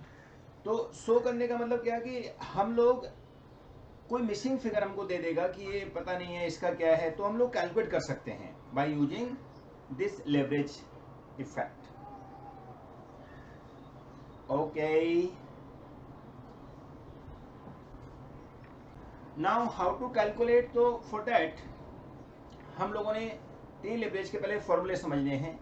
जैसे ऑपरेटिंग लेवरेज, ये बताता है ऑपरेटिंग के बारे में कि किस टाइप से हमारा ऑपरेटिंग चेंज हो रहा है, मूवमेंट हो रहा है। So that is known as operating leverage. So यहाँ पर जो हम इनकम स्टेटमेंट बनाए अभी in case of capital structure EBIT के साथ, उसके बजाय यहाँ पर इनकम स्टेटमेंट हमको कंट्रीब्यूशन के साथ चालू करना है। मतलब sales minus variable cost equal to contribution, contribution minus fix cost equal to EBIT, EBIT minus interest equal to EBT.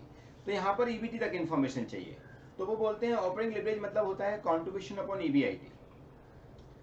100 का मल्टीप्लाई नहीं करना है, क्योंकि यहाँ पर जो हाँ कंट्रीब्यूशन अपॉन ईबीआईटी, क्योंकि यहाँ पर हम सॉरी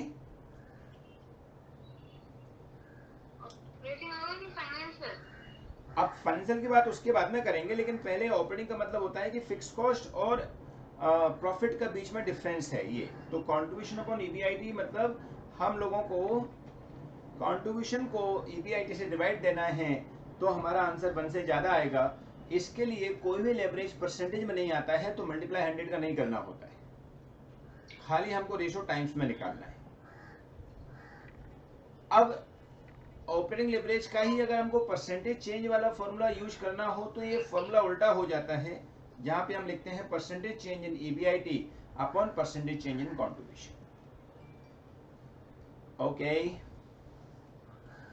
फिर आता है फाइनेंशियल लेवरेज। अब फाइनेंशियल लेवरेज क्या है, वहां पर इंटरेस्ट का डिफरेंस को चेक किया जाता है। तो इंटरेस्ट का डिफरेंस होता है between EBIT and EBT। So financial leverage का फॉर्मूला हो जाएगा EBIT अपॉन EBT। अगेन ये टाइम्स में ही आएगा, सारे लेवरेज टाइम्स में ही आएंगे। और अगर आपको परसेंटेज चेंज दिया हुआ है तो परसेंटेज चेंज में उल्टा फॉर्मूला हो जाएगा percentage change in EBT upon percentage change in EBIT। Percentage change को हम डेल्टा भी यूज करते हैं, अंडरस्टूड। सो डेल्टा भी हम दिखा सकते हैं परसेंटेज चेंज को, और उसके according percentage change in EBT upon percentage change in EBIT is called financial leverage.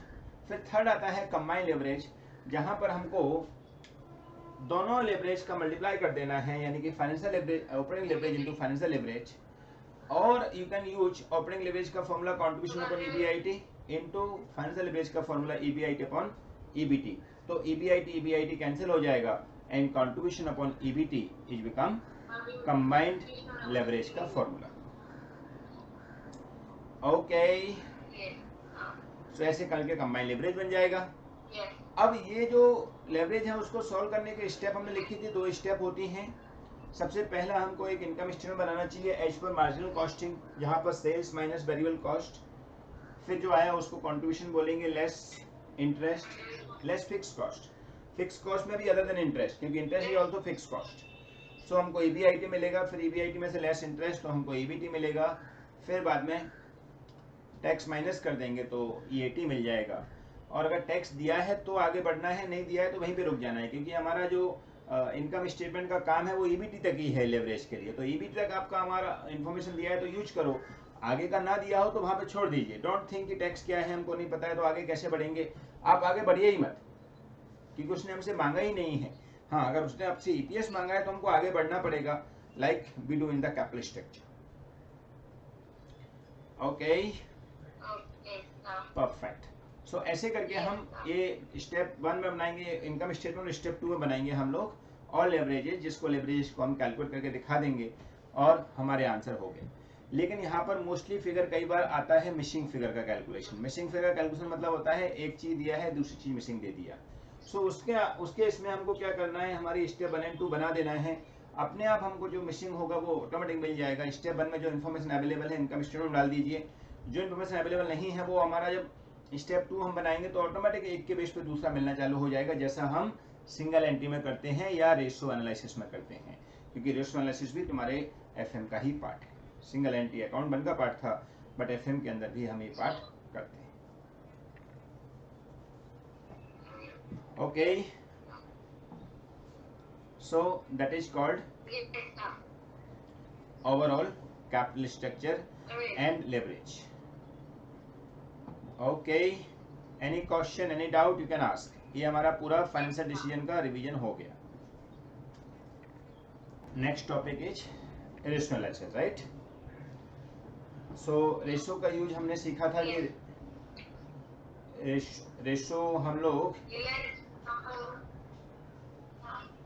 Ratio हम लोग single entry that is accounting from incomplete record में भी यूज करते थे, लेवरेज में भी यूज करेंगे। So ratio is one of the very important part. Now tell me about ratio analysis in own words. I am waiting for your words. बताइए ratio के बारे में। Ratio helps us to compare our own company with the biggest profit-making company Okay. by following the ratios. Like we can compare our current assets and current liabilities with Reliance Industries current assets and current liabilities. No matter what is the net worth of our company or your company, if their ratio is 2:1, then even our company can make a ratio of 2:1. And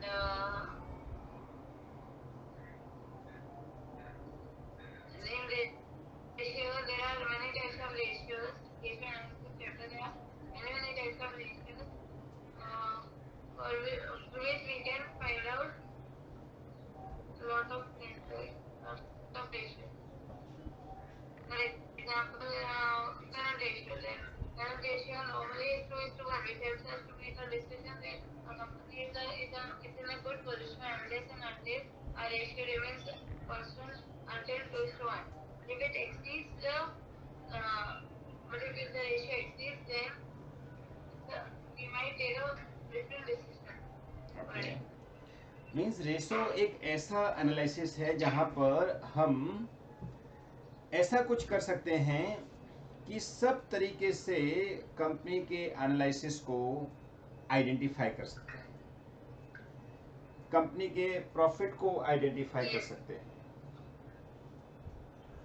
और ऐसा एक position ले सकते हैं जहां पर हम लोग उस पर्टिकुलर कंपनी में हमारी कंपनी की एसेट्स लाइब्रेरीज को एक वेल मैनेज कंपनी या आपकी जो आइडियल कंपनी है उसमें हम अपनी एसेट्स लाइब्रेरीज को मैनेज करके दिखा सकते हैं। यानी हमारे एसेट्स लाइब्रेरीज को हम बेस्ट कंपनी के साथ कंपेरिजन करके उनके जैसी कन्वर्ट कर सकते हैं। That is called ratio analysis. Comparison करने में हेल्प करता है, डिसीजन लेने में हेल्प करता है, मिसिंग फिगर निकालने में हेल्प करता है। और अगर हम रेशो एनालिसिस का पूरा डिटेल एनालाइज कर लें तो हम किसी भी फाइनेंशियल स्टेटमेंट का A to Z पता लगा सकते हैं। अंडरस्टूड?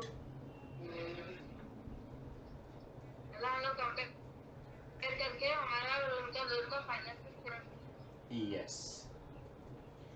अब रेशो एनालिसिस करते कैसे हैं?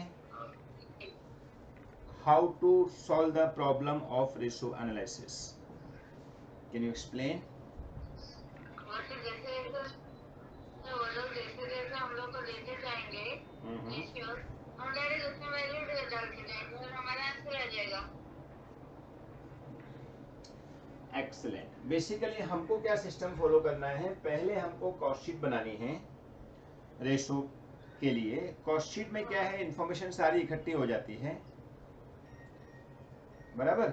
लेकिन वो भी हमको जरूरत तभी होगी अगर हमको स्पेसिफिक को बोलेगा तो, अदरवाइज हमको मेनली फाइनेंशियल स्टेटमेंट दिए रहेंगे क्वेश्चन में, रेशो हमको लगाना है और रेशो के फॉर्मूले के अकॉर्डिंग हमको आंसर मिलना चालू हो जाएगा। यहाँ पर कॉस्ट शीट नहीं बनती है क्योंकि कॉस्ट शीट अपन को एक एस्टिमेशन तरीका बताती है जो कि रिसीवेबल मैनेजमेंट वगैरह वगैरह में बनती है, राइट। यहाँ पे तो हमको खाली क्या बताना है कि रेशो के अंदर जो इन्फॉर्मेशन दिया है फाइनेंशियल स्टेटमेंट में उसको हमको एक सिस्टमेटिक वे में अरेंज करना है और उसके अकॉर्डिंग रेशो निकालते जाना है। नॉर्मली एग्जाम में वो फाइनेंशियल स्टेटमेंट ना देके हमसे फाइनेंशियल स्टेटमेंट पूछेगा और रेशो क्वेश्चन में दे देगा, क्योंकि क्या होता है रेशो नॉर्मली हमको निकालने को आना चाहिए कि रेशो निकालना आए, लेकिन एग्जाम में क्या पूछता है वो रेशो दे देता है और फाइनेंशियल स्टेटमेंट हमसे पूछता है आप बना के बताओ, जैसा हम accounting from incomplete record accounts के अंदर करते थे। तो वैसे यहाँ पर वो दे देगा, तो हमको क्या करना है, जो जो इन्फॉर्मेशन देगा उसके हिसाब से एक के बेस पे दूसरी इन्फॉर्मेशन, दूसरे बेस पे तीसरी इन्फॉर्मेशन निकालते जाना है और जो भी स्टेटमेंट उसने मांगा है उसका एक फॉर्मेट बना देना है, उसमें जो इन्फॉर्मेशन आती जाए फिल करते जाइए, ऑटोमेटिक बची हुई इन्फॉर्मेशन हम बाद में फिल कर सकते हैं। That is called ratio analysis, बराबर। फिर रेशो के सारी सीट के लिए आपको मैंने एक सीट दी थी, रेशो की सीट, हाँ आपकी बुक में भी अटैच है वो। सो रेशो की सीट का पर्पज क्या है, सारे रेशो इकट्ठे एक जगह मिल जाएंगे, जिसमें कुछ 5 टाइप के रेशो थे हमारे, जिसमें हम लोग liquidity ratio, solvency ratio, activity ratio, market test ratio, right. So ये सारे रेशो जो थे वो रेशो के अंदर हम लोग स्पेसिफिक जिस पर्पज के लिए रेशो निकालना है वो निकालते जाते थे और हमारा आंसर आता जाता था, बराबर। सो वो रेशो जो फॉर्मूले वगैरह हैं वो आप डायरेक्टली रीड कर सकते हो। फॉर्मूले में आपने 2-3 बातें जो बताई बिल्कुल सही बताई, जैसे कोई भी टर्नओवर रेशो आएगा तो टर्नओवर हमेशा ऊपर रहता है, डिनोमिनेटर में टर्नओवर रहता है, न्यूमरेटर में, राइट, क्योंकि टर्नओवर में, और टर्नओवर का मतलब क्या होता है, वो सेल होता है, सेल और depend on the question. Suppose अगर हम स्टॉक टर्नओवर की बात कर रहे हैं तो टर्नओवर का मतलब COGS होगा, बराबर। अगर रॉ मटेरियल टर्नओवर रेशो की बात कर रहे हैं तो टर्नओवर का मतलब रॉ मटेरियल कंज्यूम होगा।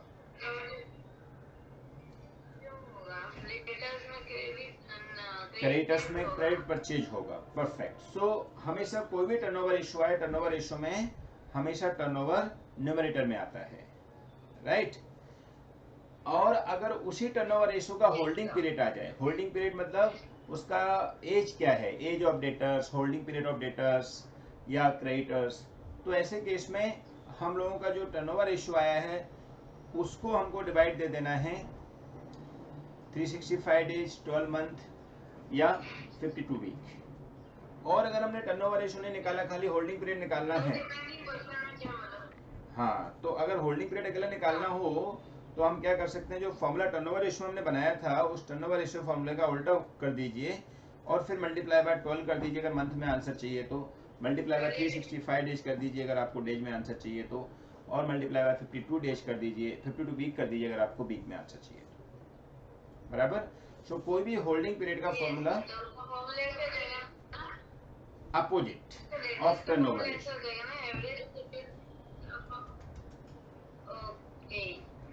अंडरस्टूड। जैसे आपने भी बोला average debtors upon credit sale into 365, अगर डेज में आंसर चाहिए तो इनटू 12 और इनटू 52, राइट।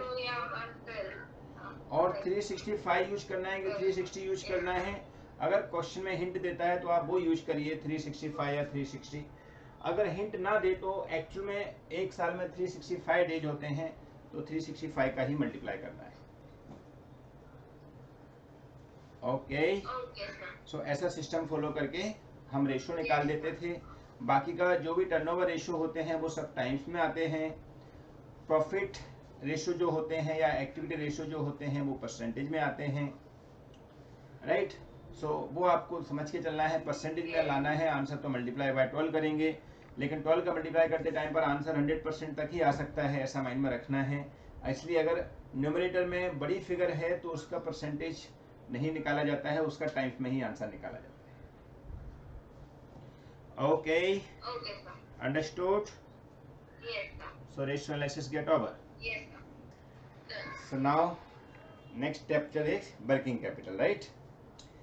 अब वर्किंग कैपिटल के अंदर हमने बहुत सारे सब टॉपिक देखे थे, बराबर, और आपने भी मेरे को वर्किंग कैपिटल का एक्सप्लेनेशन दिया है, काफ़ी हद तक बराबर है।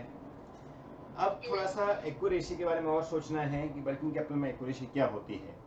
तो देखो वर्किंग कैपिटल का मतलब सबसे पहले क्या होता है कि जो करंट असेट्स है माइनस करंट लायबिलिटीज कर देंगे तो वर्किंग कैपिटल मिल जाता है। So current assets minus current liabilities is be called working capital. Now current assets and current liabilities को पहले इंडिविजुअल निकालना पड़ेगा, इंडिविजुअल मैनेज करना पड़ेगा, उसके बाद में हम ओवरऑल वर्किंग कैपिटल मैनेज कर सकते हैं। तो current assets and current liabilities के जो आइटम्स हैं like receivable, cash, inventory, payable, हम पहले इनको इंडिविजुअली मैनेज करेंगे और जब ये इंडिविजुअली मैनेज हो जाएंगे उसके बाद में हम ओवरऑल वर्किंग कैपिटल निकालेंगे, that is current assets minus current liabilities. क्यों निकालेंगे ओवरऑल वर्किंग कैपिटल? क्योंकि हम चाहते हैं हमको वर्किंग कैपिटल का पता चले जिससे हम फंड भी रेज कर सकते हैं, हमारी कैपिटल कितनी लगी हुई है उसका पता लगा सकते हैं, हमको फंड की जरूरत कितनी है वर्किंग कैपिटल के लिए वो पता लगा सकते हैं। क्योंकि वर्किंग कैपिटल क्या होता है, it's not a fix capital, it's a cycle. जैसे कि हम कैश जब लिए, कैश को हमने गुड्स परचेज किया, गुड्स से हमने मैन्युफैक्चरिंग किया, मैन्युफैक्चरिंग से हमने उसको सेल किया और सेल से डेटर्स बने और वापस कैश आ गया। तो ये साइकिल चलाने के लिए हमको वर्किंग कैपिटल चाहिए बेसिकली। वर्किंग कैपिटल मतलब ये नहीं है कि उतना कैपिटल चाहिए। कैपिटल कैसा है, एक फिक्स है जो हमने शेयर कैपिटल डाल दिया, लेकिन वर्किंग कैपिटल मतलब कैसा हो गया, फिक्स असेट हमने खरीद लिया, वो हमारा फिक्स इन्वेस्टमेंट हो गया। लेकिन वर्किंग कैपिटल कैसा है कि हमने एक बार साइकिल चल गए ना, उसके बाद हमारा साइकिल चलता ही रहेगा, खाली एक बार साइकिल घुमाने की जरूरत है, उसके लिए जितना हमको फंड चाहिए that is known as working capital. Understood? So now working capital के मैनेजमेंट के लिए first we need to calculate how much working capital we need. For that we need to maintain individual working capital. Reason, if we maintain proper our aren't assets and current liabilities then we can get the maximum profit. Reason, ये assets liabilities ऐसे हैं जिनको हमको systematic arrange करके रखना है, तो इनसे कुछ बेनिफिट नहीं होता है। अगर हमारा टर्नओवर घूमता रहा, मतलब माल आया माल बेचा, माल आया माल बेचा, तो वो कैसा चलता रहेगा, हमारा आउटपुट इफेक्टिवनेस मिलेगा। लेकिन अगर हम गुड्स आए और उसको सेल नहीं किए तो हमारा इफेक्टिवनेस कम हो जाएगा। सो वो वर्किंग कैपिटल साइकिल को मैनेज करना is very very important part of financial management. उसमें सबसे पहले हमने बात किया था रिसीवेबल मैनेजमेंट का, जिसमें हम रिसीवेबल को मैनेज करना सीख रहे थे कि कैसे हमारे डेटर्स जो हैं या बिल्स रिसीवेबल जो हैं या रिसीवेबल जिसको हम बोलते हैं उनको मैनेज किया जाए। तो मैनेज करने का मतलब ये नहीं है कि उनको हमको एक कैसे उनको अपन दोस्ती साथ दिखाएं, उनके साथ दिखाएं, या कैसे हम उनको बात करें, वो एक अलग तरीका हो गया। लेकिन यहाँ पे मैनेजमेंट से मतलब है कुछ कैलकुलेशन, कुछ फाइनेंशियल कैलकुलेशन।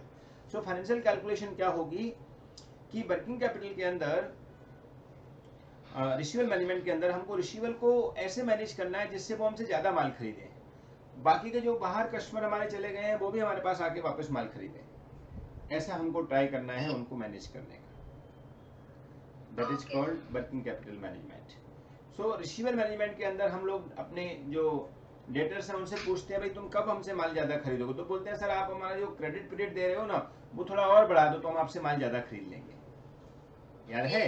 सो हम क्रेडिट पीरियड बढ़ा के देखते हैं कि चलो बढ़ा दिया तो क्या होगा, तो हमारे सेल बढ़ जाएगी, तो सेल बढ़ जाएगी तो कंट्रीब्यूशन बढ़ जाएगा, क्योंकि फिक्स कॉस्ट तो सेम ही है सब लेवल पे, तो एक हमारा प्रॉफिट हो गया। लेकिन अदर हैंड में हमको प्रॉब्लम क्या आएगी, तो प्रॉब्लम आएगी हमारा बैड डेट्स बढ़ जाएगा। बैड डेट्स क्यों बढ़ जाएगा, क्योंकि ज्यादा दिन का क्रेडिट पीरियड होगा तो बैड डेट्स होने के भी ज्यादा चांसेस हो जाएंगे। ऐसे ही हमारा वर्किंग कैपिटल इंटरेस्ट और भरना पड़ेगा, क्योंकि अब ज्यादा टाइम के लिए क्रेडिट पीरियड देंगे तो एक साइकिल चलाने के लिए हमको ज्यादा पैसे की जरूरत पड़ेगी, तो और फंड लाना पड़ेगा, तो उस पर इंटरेस्ट भी भरना पड़ेगा।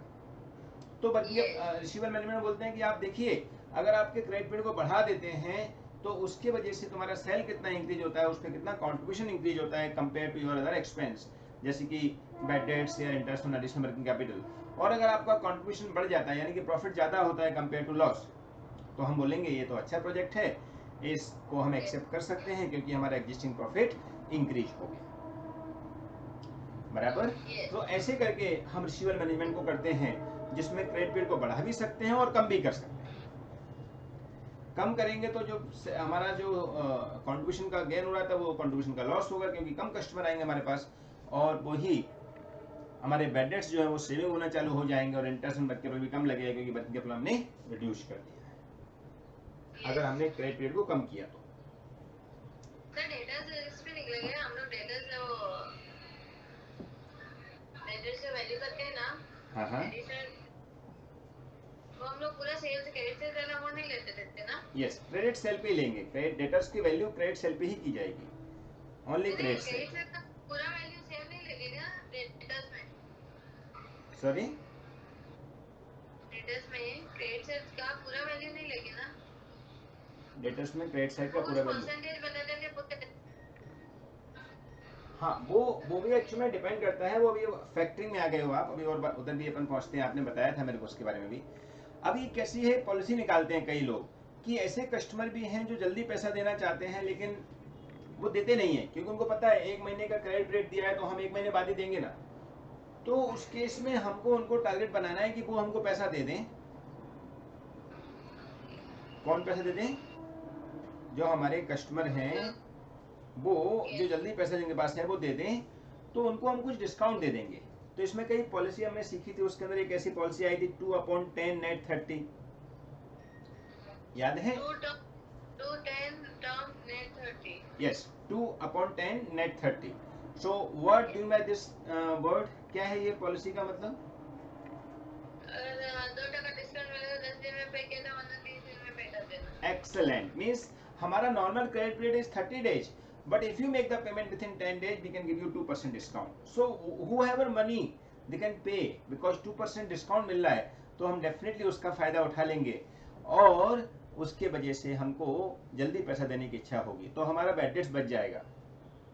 ऐसे ही जब पेबल मैनेजमेंट आएगा तो उसके अंदर खाली इतना ही डिसीजन लेना होता है कि पेबल मैनेजमेंट में वो डिस्काउंट को लेना है कि नहीं लेना है, वही डिसीजन है। हमने सीखा भी था पेबल डिसीजन के अंदर, राइट? सो 2/10 नेट 30 लिखा हुआ है, तो हमको वो डिस्काउंट को लेना चाहिए कि नहीं लेना चाहिए, उसके लिए हमको देखना है कि 2% डिस्काउंट मिल रहा है हमको अगर हम 20 डेज के पहले पैसा दे रहे हैं, क्योंकि 10 डेज के अंदर पैसा देना है या तो 30 डेज के अंदर पैसा दो, 30 डेज के अंदर देखो तो डिस्काउंट नहीं मिलेगा। तो अगर हम 10 डेज के अंदर पेमेंट दे रहे हैं तो डिस्काउंट मिल रहा है, मतलब 20 डेज पहले देना पड़ रहा है, 10 और 30 का डिफरेंस। सो 20 डेज के लिए हमको 2% डिस्काउंट मिल रहा है, तो इसका मतलब हमारा रिटर्न एक्सपेक्टेड एनुअली कितना हो जाएगा कि 2% 20 डेज के लिए है तो 365 डेज के लिए कितना होगा, इतना क्रॉस मल्टीप्लाई। तो अराउंड आप देखोगे तो 25-26% आएगा। तो वो जो अमाउंट आई आप निकाल सकते हो, 2 into 365 डिवाइडेड बाय 20, सो 36% आएगा, 26 नहीं 36, 2 into 365 divided by 20, so it's around 36.5%। तो हमारा जो कॉस्ट ऑफ कैपिटल अगर वो 36.5 से ज्यादा है तो हम इसको नहीं लेंगे ऑफर को, नहीं तो ऑफर को लेंगे। तो ये हो गया हमारा पेबल मैनेजमेंट। रिसीवेबल के साथ ही ऐसे ही एडजस्ट कर लिया क्योंकि डिस्कस करना था वैसे। तो रिसीवेबल मैनेजमेंट के साथ में पेबल का मैनेजमेंट क्या है कि अगर हमको वो डिस्काउंट से फायदा हमारी कॉस्ट ऑफ कैपिटल से ज्यादा हो रहा है तो हम डिस्काउंट अवेल करेंगे, नहीं तो हम डिस्काउंट अवेल नहीं करेंगे। अब रिसीवेबल मैनेजमेंट के अंदर टाइप्स ऑफ प्रॉब्लम आते हैं कि किस टाइप के प्रॉब्लम पूछे जा सकते हैं। तो इसके अंदर एक तो रिसीवेबल मैनेजमेंट हम जो कर रहे हैं नॉर्मल वाला वो, दूसरा फैक्टरिंग, तो वो दोनों टुगेदर हमसे क्वेश्चन में पूछे जा सकते हैं। आप बोल सकते हो रिसीवेबल मैनेजमेंट के अंदर ही दिए हुए हैं। तो नॉर्मल रिसीवेबल मैनेजमेंट करना है तो हम क्या करेंगे, ये जो अपने बात किया सेविंग क्रेडिट पीरियड को बढ़ाने से और एक्सपेंसेस क्रेडिट पीरियड को बढ़ाने से, वो निकालना है। नेट अगर हमारा प्रॉफिट आता है तो हम बढ़ा देंगे क्रेडिट पीरियड को, नेट लॉस आता है तो नहीं बढ़ाएंगे। ऐसे ही कम करने की बात आए तो नेट अगर प्रॉफिट आता है तो हम क्रेडिट पीरियड को कम कर देंगे, अगर ज्यादा है तो क्रेडिट पीरियड को कम नहीं करेंगे, बढ़ा देंगे। बराबर। सो वही हमारा पर्पज है कि क्रेडिट पीरियड को एक्सेप्ट करना है कि नहीं करना है, वो पहला पार्ट हो गया। उसके लिए एक स्टेटमेंट फॉर्म में हमको सेविंग ड्यू टू दिस और एक्सपेंस ड्यू टू दिस वो बनाना है और नेट निकालना है। नेट अगर हमारा प्रॉफिट आ रहा है तो हम एक्सेप्ट कर लेंगे। सर वो कौन सा था, वो 40 डेज 45 डेज वाला, वो तो उसका वर्किंग नोट था ना कैश बजट का। हाँ, वो 45 डेज वाला वर्किंग नोट वाला था, जहाँ पे हमको कैश बजट में कैश पैसा कब आएगा वो निकालना होता है। प्रेजेंट का प्रपोज वाला ही फॉर्मेट था ना उसमें भी। हाँ, अभी बात करते हैं अपन, अभी हम बात करते हैं फैक्टरिंग वाला। ये अभी आपने जो फॉर्मेट बोला उसमें प्रेजेंट प्रपोज दोनों आएगा। इसका फॉर्मेट जो होता है वो हम लिखते हैं statement showing analysis of credit policy, और उसके अंदर पर्टिकुलर पहले प्रेजेंट का कॉलम जो प्रेजेंट में क्रेडिट पॉलिसी चल रही है, और बाद में प्रपोज क्रेडिट पॉलिसी जिसके अंदर जो भी पॉलिसी के नाम आएंगे वो हम लिखेंगे, पॉलिसी 1 2 3 4, और उसके अकॉर्डिंग हम कैलकुलेशन करेंगे डिफरेंसेस निकालने के लिए कि प्रेजेंट के साथ कंपेयर करके देखो आपका प्रॉफिट कितना इंक्रीज हो गया, आपका बैड डेट्स कितना इंक्रीज हो गया, आपका कोई भी कॉस्ट कितनी इंक्रीज हो गई, वो आप किसके साथ कंपेरिजन करके देखो, प्रेजेंट के साथ। तो ऐसे स्टेटमेंट बना के हम अपना स्टेटमेंट बनाते हैं analysis of credit policy. Same way में फैक्टरिंग, फैक्टरिंग का काम बहुत ज्यादा बढ़ गया है अभी, इसलिए factoring is very important. Even CA final के अकाउंट के अंदर भी आपको फैक्टरिंग का पार्ट दिया हुआ है, अकाउंट में भी है और एफएम में भी है। तो फैक्टरिंग क्या सिस्टम होता है, तो फैक्टरिंग में एक ऐसे एक्सपर्ट होते हैं जो आपको आगे होकर बोलते हैं कि सर ये मैनेजमेंट आपका हम करके दे देंगे, डोंट वरी, आप तो क्या करिए, आराम करिए और आप अपने फाइल पे ध्यान दीजिए। तो वो बंदे आपके बिहाफ पे कलेक्शन करके देते हैं, और उनका कलेक्शन का सिस्टम क्या होता है कि उनके यहाँ बैड डेट जीरो होता है, माने उनके यहाँ कभी लॉस हो ही नहीं सकता है, कोई पैसा खा ही नहीं सकता है, क्योंकि वो चाहे इनडायरेक्टली ऑफिशियल गुंडे मवाली होते हैं लेकिन ऑफिशियल होते हैं, ऐसे आपको परेशान नहीं करेंगे। और हर एक के पास अभी वो रिकवरी डिपार्टमेंट के पार्ट आ गए हैं तो उनसे कुछ ना कुछ और एक्स्ट्रा बेनिफिट चाहते हैं। तो लोग क्या करते हैं, उनसे बोलते हैं कि सर आपके डेटर्स की जो कैलकुलेशन है या आपके डेटर्स का जो कलेक्शन है वो हम करके देंगे आपको, आप खाली क्या करो, हमारे लिए उस काम के लिए कुछ कमीशन दे दो। तो हमको अब एक्सेप्ट करना है कि हम फैक्टरिंग लें कि नहीं लें। सो फैक्टरिंग लें कि नहीं लें, उसके लिए हमको क्या सोचना है कि अगर हमने फैक्टरिंग लिया तो हमारा क्या सेविंग होगा, तो सेविंग ड्यू टू फैक्टरिंग, और अगर हमने फैक्टरिंग लिया तो हमारा कॉस्ट क्या आएगा, तो कॉस्ट ड्यू टू फैक्टरिंग। वो दोनों हमने निकाल दिए तो हमारा आंसर ऑटोमेटिक आ जाता है, यानी बस वो दो ही निकाले ना। Yes, saving due to factoring and cost due to factoring. तो अब सेविंग क्या होती है, कॉस्ट क्या होती है, तो फैक्टरिंग का काम क्या है कि वो हमारे बिहाफ पे हमारे पैसे को कलेक्शन करके हमको दे देगा। तो हमको वही ढूंढना है कि हमारे बिहाफ पे इसने हमको कलेक्ट करके दे दिया तो इसके बदले इसको क्या देना पड़ेगा, कमीशन देना पड़ेगा। और अगर वो आपको बोलता है कि आप चाहो तो मेरे से एडवांस पैसे भी ले सकते हो, मेरे पास बहुत सारे पैसे हैं, फैक्टरिंग ऐसा बोलता है, तो I can pay you advance और आपके कस्टमर से मैं बाद में कलेक्ट कर लूंगा, चलेगा मेरे को। लेकिन उस केस में एक कंडीशन है कि आपको कंपलसरी क्या करना पड़ेगा, वरना फिर वो उससे पैसा ले ले और खुद जाके ले आए। कंपलसरी आपको मेरे को इस काम के लिए कमीशन देना पड़ेगा, और अगर आपको पैसा भी चाहिए तो उस पर इंटरेस्ट भरना पड़ेगा। यस, क्योंकि एडवांस पेमेंट किया उसके लिए ना, जितना यस, एडवांस दिया उसके लिए, उसके लिए एडवांस दिया उसके लिए। तो वही हमको यहाँ निकालना होता है कि cost due to factoring and saving due to factoring. तो पहले सेविंग देखेंगे, तो फैक्टरिंग का काम क्या है, आपके बिहाफ पे कलेक्शन कर रहा है तो हमारा मैनेजमेंट कॉस्ट बच जाएगा, तो मैनेजमेंट कॉस्ट की सेविंग हो जाएगी। फिर फैक्टरिंग का काम है कि मैं आपको पैसे 100% ला के दूंगा तो बैड डेट्स हमारे बच जाएंगे, तो बैड डेट्स की सेविंग हो जाएगी।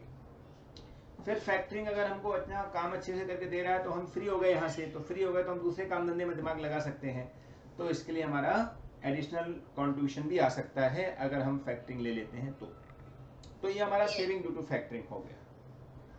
Now cost due to factoring में क्या आएगा, तो मेनली तो उनका कमीशन है, उनको देना पड़ता है, तो जो भी 1-2% कमीशन रख के करेंगे वो कमीशन उनको देंगे, तो that is called factoring commission. फिर अगर उसने कुछ एडवांस, हम लोगों को ये सब काम करने के लिए सामने वाले को कमीशन देना पड़ता है, तो एक कमीशन हमारा लग जाएगा, तो फैक्टरिंग कमीशन बोलेंगे उसको, तो वो हमारा कॉस्ट हो जाएगा। और इसके अलावा एक कॉस्ट और हो सकता है जिसको हम बोलते हैं इंटरेस्ट ऑन एडवांस, वो हमको जो एडवांस देगा उस पर इंटरेस्ट भरना पड़ेगा, वो भी हमारा फैक्टरिंग कॉस्ट। लेकिन उस केस में वो बोलते हैं कि वो इंटरेस्ट से हम कमा कितना लेंगे वो हमको सेविंग में दिखाना चाहिए, लेकिन अगर क्वेश्चन में हमारा कॉस्ट ऑफ कैपिटल दिया है तो ही सेविंग में दिखाना है, नहीं तो हम सेविंग में नहीं दिखाते हैं, क्योंकि पैसा जल्दी आ जाएगा तो पैसे को भी तो हम कहीं यूटिलाइजेशन कर सकते हैं ना। हम लोग ने सम भी तो किया था सर, जिसमें हम लोग ने देखो ऐसे इन लोग के जैसे नहीं, हमने हमारे मेथड से किया था जिसमें हम लोग ने सेविंग नहीं लिया था, हम लोग ने एडवांस में इंटरेस्ट दिया था। बराबर, माने हमारा सिस्टम कैसा है, एक फिक्स सिस्टम है, उसके हिसाब से सम करना है। तो वहां हमको समझना है कि इंटरेस्ट और एडिशनल वर्किंग कैपिटल हमको देना पड़ता है, क्योंकि क्वेश्चन के अंदर बोलेगा एडवांस लेना है तो इतना आपको इंटरेस्ट भरना पड़ेगा। उस केस में हमारा जो इंटरेस्ट सेविंग होगा वो हम इसलिए दिखाएंगे क्योंकि इंटरेस्ट सेविंग के लिए हमारा कॉस्ट ऑफ कैपिटल परसेंटेज होना पता होना जरूरी है, अगर वो देगा तो हम हमारा सेविंग भी दिखा देंगे। ऐसा करके हम जो कैलकुलेशन करके निकालेंगे, आप समझे, वो कैलकुलेशन को हम बोल देंगे कि अगर हमारा नेट सेविंग आ रहा है ड्यू टू फैक्टरिंग तो हम बोलेंगे हमको फैक्टरिंग सर्विस ले लेना चाहिए, अगर नहीं आ रहा है तो फिर क्वेश्चन आता है कि अगर ऑपरेटर बोलता है नहीं मेरे को तो फैक्टरिंग चाहिए, भाई वो अपने आप करता रहेगा काम, तो फिर मैं उस पर्टिकुलर बंदे से बोलूंगा कि ठीक है भैया फैक्टरिंग लेना है, कॉस्ट आ रहा है फिर भी लेना है, सेविंग कम हो रही है फिर भी लेना है, तो अलग बात हो गई। तो हमको यही सब दिखाना है कि फैक्टरिंग को वजह से हमारे बिजनेस में क्या फ़र्क पड़ रहा है, फैक्टरिंग लेना चाहिए कि नहीं लेना चाहिए, accordingly we will decide and accordingly हम लोग डिसाइड करके फैक्टरिंग को एक्सेप्ट करना है कि नहीं करना है कर लेंगे। ये हमारा होता है रिसीवेबल मैनेजमेंट। अंडरस्टूड? अब एक बार आप फिर से बोल के बताइए मेरे को क्या होता है रिसीवेबल मैनेजमेंट, क्योंकि आपने फैक्टरिंग वगैरह के बारे में थोड़ा डिटेल नहीं बताया था, तो एक बार बता दीजिए, पॉज कर दीजिए। अब आता है पेबल मैनेजमेंट। तो पेबल मैनेजमेंट बराबर जैसा हमने डिस्कस कर लिया बीच में कि पेबल में अपन को डिसीजन लेना है कि हमको ऑफर लेना है कि नहीं लेना है, वो एक्सेप्ट करना है कि नहीं करना है, that is called payable decision. बराबर, तो 2/10 नेट 30 का ऑफर लेंगे कि नहीं लेंगे, that is called investment decision, sorry payable decision, right. फिर आता है number 3, that is inventory management.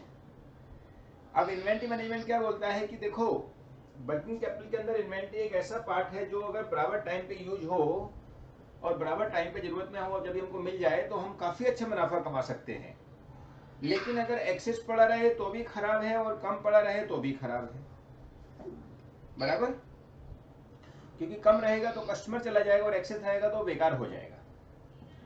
Accept gold, क्योंकि गोल्ड का इन्वेंट्री कैसा है, हमेशा हाई जाता है। Very nice. सो हमको वही यहाँ पर सोचना है कि हमारे हिसाब से उस गोल्ड एंड दोनों का इन्वेंट्री में कॉस्ट ऊपर ही जाएगा ना। Yes yes. तो ना सिल्वर भी तो हो सकता है ऐसे, तो सब अपन बोलते थे ज्वेलरी में। क्या क्या? सिल्वर हुआ, डायमंड हुआ, उनके के प्राइस ऊपर ही जाते, नीचे थोड़ी आते। हाँ बिल्कुल, लेकिन वो कैसा है, सिल्वर डायमंड को भी रख सकते हैं, बट मैं बोल रहा हूँ सिल्वर डायमंड और गोल्ड ज्वेलरी, मतलब ज्वेलरी बिजनेस को छोड़ के बाकी के सब में स्टॉक की बड़ी तकलीफ होती है। अंडरस्टूड? सो हमको क्या करना है, हमको ये डिसीजन लेना है कि वर्किंग कैपिटल को, इन्वेंट्री को ऐसा रखा जाए जिससे ना तो ज़्यादा पड़े ना कम पड़े। तो वो हमने ऑलरेडी हमारे एक कॉस्टिंग के टॉपिक के अंदर सीखा हुआ है, दैट इज मटेरियल कॉस्टिंग के अंदर, जहाँ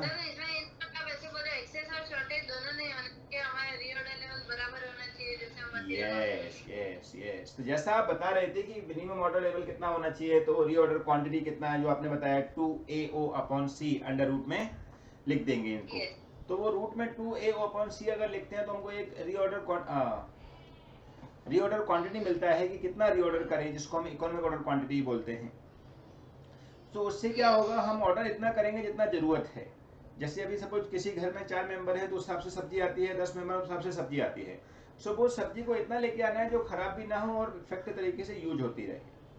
that is the objective of, effective तरीके से यूज होती रहे, बराबर। That is called inventory management. So अब इन्वेंट्री मैनेजमेंट को हमको यहाँ पर शो करके दिखाना है कि किस टाइप से हम इन्वेंट्री मैनेज करें जिससे कॉस्ट हमारी मिनिमम हो जाए इन्वेंट्री की, और जहाँ पे गुड्स जितना जरूरत है उतना ही अवेलेबल हो पाए। तो उसमें रीऑर्डर लेवल जैसे हमने अभी डिसाइड किया, रीऑर्डर क्वांटिटी कितना ऑर्डर करना है। उसके साथ ही हम एक बात और सोच सकते हैं कि रीऑर्डर क्वांटिटी, अगर रीऑर्डर क्वांटिटी जो है वो अगर प्राइस फिक्स नहीं है, जैसे बल्क डिस्काउंट मिल रहा है, तो फिर रीऑर्डर क्वांटिटी हमारा डायरेक्ट शॉर्टकट में नहीं आएगा फॉर्मूले से, हमको थोड़े बड़े तरीके से निकालना पड़ेगा। उसके लिए हमने एक टेबल बनाया हुआ है जहाँ पे हम लोग तीनों कॉस्ट लिखते हैं, और जहाँ पे तीनों कॉस्ट टोटल मिला के कम आएगा वो हमारा yes, total purchasing cost, total ordering cost, total carrying cost. Excellent. Carrying cost equal to 1/2 into carrying cost per unit per annum into order size. Perfect. Ordering cost is equals to annual demand upon order size into ordering cost per annum. Perfect. माने order size जो है वो क्या आएगा कि हम कितना number of order दे रहे हैं मल्टीप्लाई बाय पर order. So number of order कैसे निकालेंगे, annual demand divide by order size. So number of order multiply by पर ऑर्डर कॉस्ट क्या आ रही है, वो टोटल ऑर्डरिंग कॉस्ट हो जाती है। और फिर परचेजिंग कॉस्ट आ जाएगी, that is number of unit multiply by purchasing price per unit. और तीनों का टोटल लगा के हम जहाँ कॉस्ट निकालेंगे, वहाँ जो कॉस्ट सबसे कम आ रही है वो हमारे लिए ईओक्यू होगा, अगर हमारी प्राइस में फ्लक्चुएशन है तो, क्योंकि बल्क डिस्काउंट मिल रहा है हमको इसके लिए। नॉर्मली ईओक्यू पे हमारा ऑर्डरिंग कॉस्ट और कैरिंग कॉस्ट इक्वल हो जाता है, इसकी वजह से कॉस्ट हमारी कम हो जाती है। इसलिए वो जो शॉर्टकट वाला फॉर्मूला ना अंडर रूट में 2AO/C, वो फॉर्मूला यही बताता है कि A for annual consumption, O for ordering cost and C for carrying cost per unit per annum. वो इस टाइप से कन्वर्ट कर देता है कि कैरिंग कॉस्ट और ऑर्डरिंग कॉस्ट सेम हो जाता है। अंडरस्टूड? सो वही हमको यहाँ पे निकाल के देना है। अगर हमारा फिक्स नहीं है प्राइस तो हमको टेबल बनाना है, अगर प्राइस फिक्स है तो ईओक्यू डायरेक्ट आ जाएगा। फिर बाकी की चीजें जो है यहाँ पे दी नहीं है लेकिन फिर भी आ सकती हैं, जैसे कि रीऑर्डर लेवल, कब हम नया ऑर्डर करें, maximum order quantity, maximum level of inventory, minimum level of inventory, average level of inventory, danger level of inventory, ये सब कैलकुलेट करते हैं, राइट। जैसे कि हमने सीखा था मैक्सिमम लेवल ऑफ इन्वेंट्री क्या होता है, maximum consumption plus maximum reorder level plus reorder quantity minus पहले होता है reorder level is equals to maximum level into maximum reorder period, maximum consumption into maximum reorder period. Perfect, very good. Minimum level is reorder level minus average consumption into average reorder period. Okay. Maximum level is equals to reorder level minus reorder quantity into minimum consumption in bracket में minimum consumption into minimum reorder period. And danger level is equals to emergency lead time into average consumption. Very nice. एक दो खाली जल्दी में minus plus का उल्टा कर दिया है, अदरवाइज बराबर है तुम्हारे, ठीक है। एक बार मैं बोल देता हूँ, सबसे पहले रीऑर्डर लेवल कब ऑर्डर करना चाहिए, तो maximum consumption into maximum lead time, यानी कि हम जो मैक्सिमम एक पीरियड में उस पर्टिकुलर पीरियड में यूज कर सकते हैं और मैक्सिमम लीड टाइम का मल्टीप्लाई कर दिया जाए तो हमारा रीऑर्डर लेवल होना चाहिए, जिससे ऑर्डर कभी कम ना पड़े, गुड्स कभी कम ना पड़े। Second, minimum inventory level. Minimum inventory level वो बोलते हैं कि आप लोग, क्या बोला आपने फॉर्मूला मिनिमम इन्वेंट्री लेवल का? रीऑर्डर लेवल का, मिनिमम इन्वेंट्री लेवल का, मिनिमम इन्वेंट्री लेवल, मिनिमम ना, मिनिमम का एवरेज ना आएगा। क्या होगा फॉर्मूला मिनिमम इन्वेंट्री का? Reorder level minus average consumption into average reorder period. Perfect. So reorder level जो भी हमने निकाला है उसमें से average consumption into average lead time minus कर देंगे तो हमारा मिनिमम आ जाएगा, माने इतना तो रहना ही चाहिए।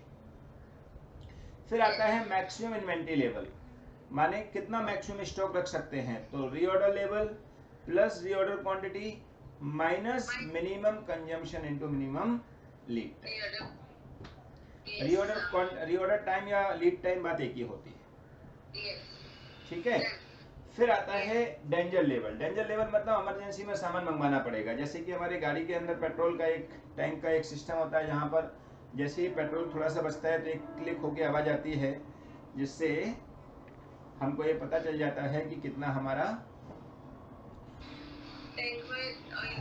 कितना हमारा गुड्स होना चाहिए, तो उसके मतलब कितना हमारा अभी इमीडिएटली हमको भरवाना पड़ेगा, तो ऐसे डेंजर लेवल बोलते हैं उसको।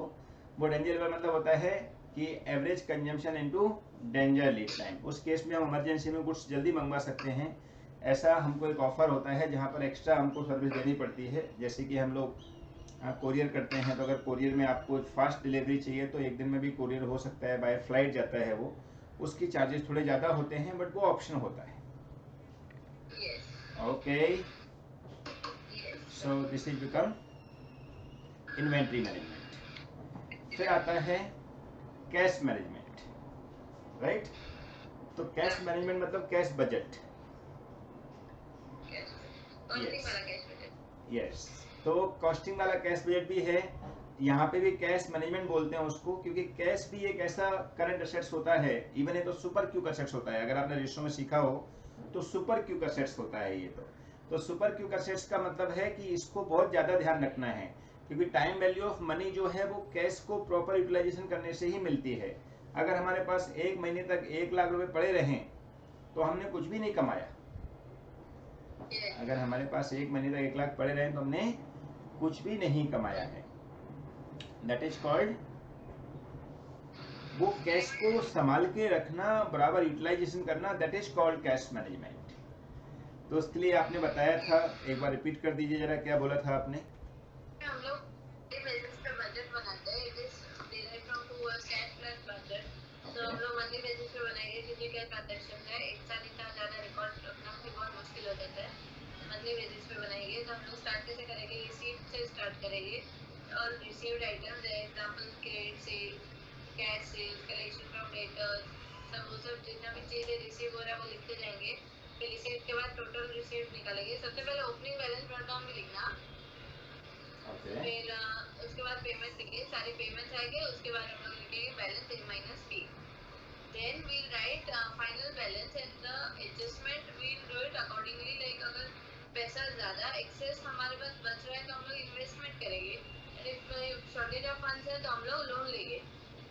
Closing balance of first month will be opening balance of the next month. Okay, and accordingly वैसे वो प्रोसीजर चलता जाएगा। Very nice. मतलब हम लोग एक टाइप का कैश का आया कहाँ से गया कहाँ से, उसका एक्सपेक्टेशन बेस पर we will show in cost one statement या one statement form that is called cash budget, where whatever balance remain, it not mandatory will keep same amount. We will plan for that, because cash management, cash budget objective is we should maintain our cash as per our requirement, neither more nor less. जैसे inventory का है वैसे ये है। सो आपको यहाँ पर cash को कैसे संभाल के रखना है, तो कैश का हमने सोचा कि इस महीने में हमको यहाँ से इतना कैश आने वाला है, इतना कैश हमारा जाने वाला है। सो बैलेंस जो बचेगा उस बैलेंस को कहाँ पे हम अरेंज करें। अगर हमारे पास ज़्यादा बैलेंस बच गया है तो उसको कहाँ इन्वेस्ट करना है, उसकी प्लानिंग एडवांस में कर लीजिए। एफडी बनाना है, कहाँ इन्वेस्ट करना है। अगर कम पड़ने वाला है तो कहाँ से लेना है, उसकी प्लानिंग भी एडवांस में कर लीजिए। तो उससे क्या होगा, आपका जो कैश बजट है उसका ऑब्जेक्टिव कंप्लीट होता जाएगा और हम लोग एक बोलते ना सिस्टमेटिक वे में जो अपना इन्वेस्टमेंट है वो मेंटेन कर सकते हैं। तो उसके लिए हमको एक कैश बजट बनाना है जहां पर इन्फॉर्मेशन बता देगा आपको यहाँ से कैश आने वाला है। उसमें क्या होगा कि कैश आने का जो सिस्टम है वो कलेक्शन फ्रॉम डेटर्स का थोड़ा घुमा फिरा के बोलेगा, यहाँ से कलेक्शन होने वाला है, ऐसे कलेक्शन होने वाला है, 50% सेम मंथ में, 50% नेक्स्ट मंथ में। तो उसका हम वर्किंग नोट बना के, जिसको हम statement showing collection from debtors या पेमेंट टू सप्लायर या पेमेंट फॉर एनी एक्सपेंस, ऐसा बना के हम मेंशन कर देंगे। और फिर जो अमाउंट आ जाएगा उसको उठा के हम लिख देंगे और हमारा एक कैश बजट बन के रेडी हो गया। जहाँ पे अभी आपने बताया जैसा कि पहले हम फर्स्ट मंथ को क्लोज करेंगे, फर्स्ट मंथ का क्लोजिंग बैलेंस नेक्स्ट मंथ का ओपनिंग बैलेंस बन जाएगा। क्योंकि इसको मंथली बेस पे बनाया जाता है, ये कैश बहुत ही आप बोल सकते हैं लिक्विड एसेट्स होता है, क्विक एसेट्स होता है, तो इसके लिए इसको मेंटेन रखना बहुत ज़्यादा जरूरी है। मंथली बेस से ज़्यादा बड़ा इसलिए नहीं बनाते हैं क्योंकि ज़्यादा बड़ा बनाएंगे तो कैश हमारा अगर 6 मंथ बेकार पड़ा रहा तो 6 मंथ हमारा टाइम वैल्यू ऑफ मनी का नुकसान हो जाएगा। तो उसको देखते हुए हमको ट्राई करना है कि ये कैश को बेस्ट तरीके से यूटिलाइजेशन करके हुए हम लोग इससे मैक्सिमम मुनाफा और मैक्सिमम रिटर्न कमा सके। So we will make cash budget and fix the balance, इतना बैलेंस होना चाहिए, उससे ज़्यादा का क्या करना है। और बाकी की इन्फॉर्मेशन हमको क्वेश्चन बता देगा वो कि इस पर्टिकुलर मंथ में हमको ये एक्सपेंस करना है, इस पर्टिकुलर मंथ में हमको ये एसेट्स खरीदना है, इस पर्टिकुलर मंथ में हमको यहाँ से पैसा आने वाला है। तो जैसा बोलेगा आएगा तो रिसीव साइड में जाएगा, तो पेमेंट साइड में ऐसे दिखा देना है स्टेटमेंट फॉर्म में जो हम कैश बजट बना रहे हैं, और उसको हमको प्रेजेंट करके दे देना है। That is called cash budget. Exam के लिए ज़्यादा इंपॉर्टेंट नहीं है बट स्टिल वर्किंग कैपिटल का पार्ट है, राइट? ऐसे करके हमने चारों इंडिविजुअल वर्किंग कैपिटल के आइटम सीख लिए।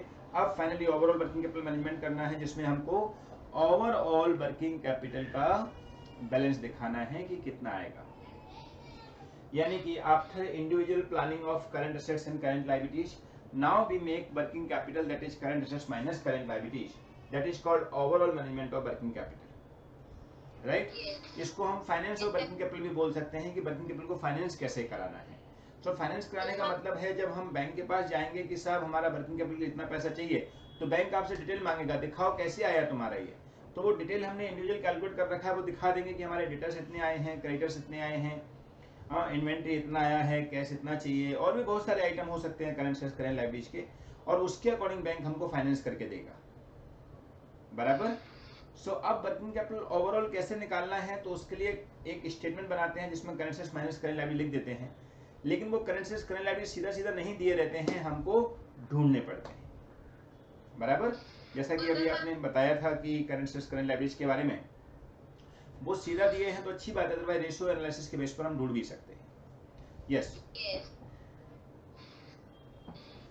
तो ओवरऑल ऑब्जेक्टिव हमारा यही है कि वर्किंग कैपिटल को अभी निकालना है। तो कैसे निकालते हैं, तो उसके लिए हमने 3 स्टेप सीखी थी। जब हमको प्रॉपर वर्किंग कैपिटल का सम करने को आए तो 3 स्टेप में सम सॉल्व करना है। सबसे पहला स्टेप हम कॉस्ट शीट बनाते हैं, जहां पर हम सारे के सारे कॉस्ट डिटेल लिखते हैं कि कितना हमारा रॉ मटेरियल लगेगा, कितना हमारा बेजेस लगेगा, फैक्ट्री ओवरहेड। जैसे कॉस्ट शीट हम रेगुलर बनाते हैं वैसे ही कॉस्ट शीट हमको बना के रेडी कर देना है as per the information given in the question. Then we will step 2 में हम कैलकुलेट करते हैं वैल्यूएशन, जहाँ पे हम सबसे पहले इन्वेंट्री के अकॉर्डिंग इंफॉर्मेशन के अकॉर्डिंग जैसा हमको दिया रहेगा इन्वेंट्री निकालेंगे। इन्वेंट्री में भी रॉ मटेरियल का, WIP का, फिनिश गुड्स का, वो सबका इन्वेंट्री निकालते जाएंगे। फिर रिसीवल निकालेंगे, पेबल निकालेंगे, आउटस्टैंडिंग एक्सपेंस निकालेंगे, एडवांस एक्सपेंस निकालेंगे। जैसा इन्फॉर्मेशन दिया है उसमें भी रेशियो का कॉन्सेप्ट काम आता है, और you can say single entry का कॉन्सेप्ट काम आता है। जो accounting from income tax record हमने ग्रुप 1 में अकाउंट में किया था, वो भी हमारा ऐसे ही काम आता है। अंडरस्टूड? तो ऐसे करके हम ये जो भी current assets and current liabilities हैं वो सब स्टेप 2 में कैलकुलेट कर लेंगे। जैसे ही कोई फिगर आ जाए उसको बॉक्स में डाल देंगे, जिससे वो इन्फॉर्मेशन हमको याद रहेगी कि हाँ ये एसेट्स आया था, ये आया था, ऐसे आया था। फिर स्टेप 3 में हम वर्किंग कैपिटल स्टेटमेंट बनाएंगे, जहाँ पर करंट एसेट्स पहले लिखेंगे, उसके अंदर जो भी हमने कैलकुलेशन कर रखी है उनका रेफरेंस देते हुए करंट एसेट्स के आइटम लिख देंगे। फिर लेस करंट लायबिलिटीज, उसमें भी हमने जो भी इन्फॉर्मेशन दी उसके अकॉर्डिंग करंट लायबिलिटीज के आइटम लिख देंगे, और हमको मिल जाएगा नेट वर्किंग कैपिटल। उस नेट वर्किंग कैपिटल में हम ऐड करेंगे, अगर हमको कुछ बोला है उसने कि आप बोल सकते हैं फ्रैक्शनल या कंटिंजेंट, कि भाई 10% हमको कंटिंजेंट लगता है, ये जो आया है उसमें 10% और ऐड कर देना चाहिए या 20% और ऐड कर देना चाहिए, ऐसे कंटिंजेंट करके हम उसको ऐड कर देंगे। ओके तो हमको मिल जाएगा नेट वर्किंग कैपिटल जो रिक्वायरमेंट है।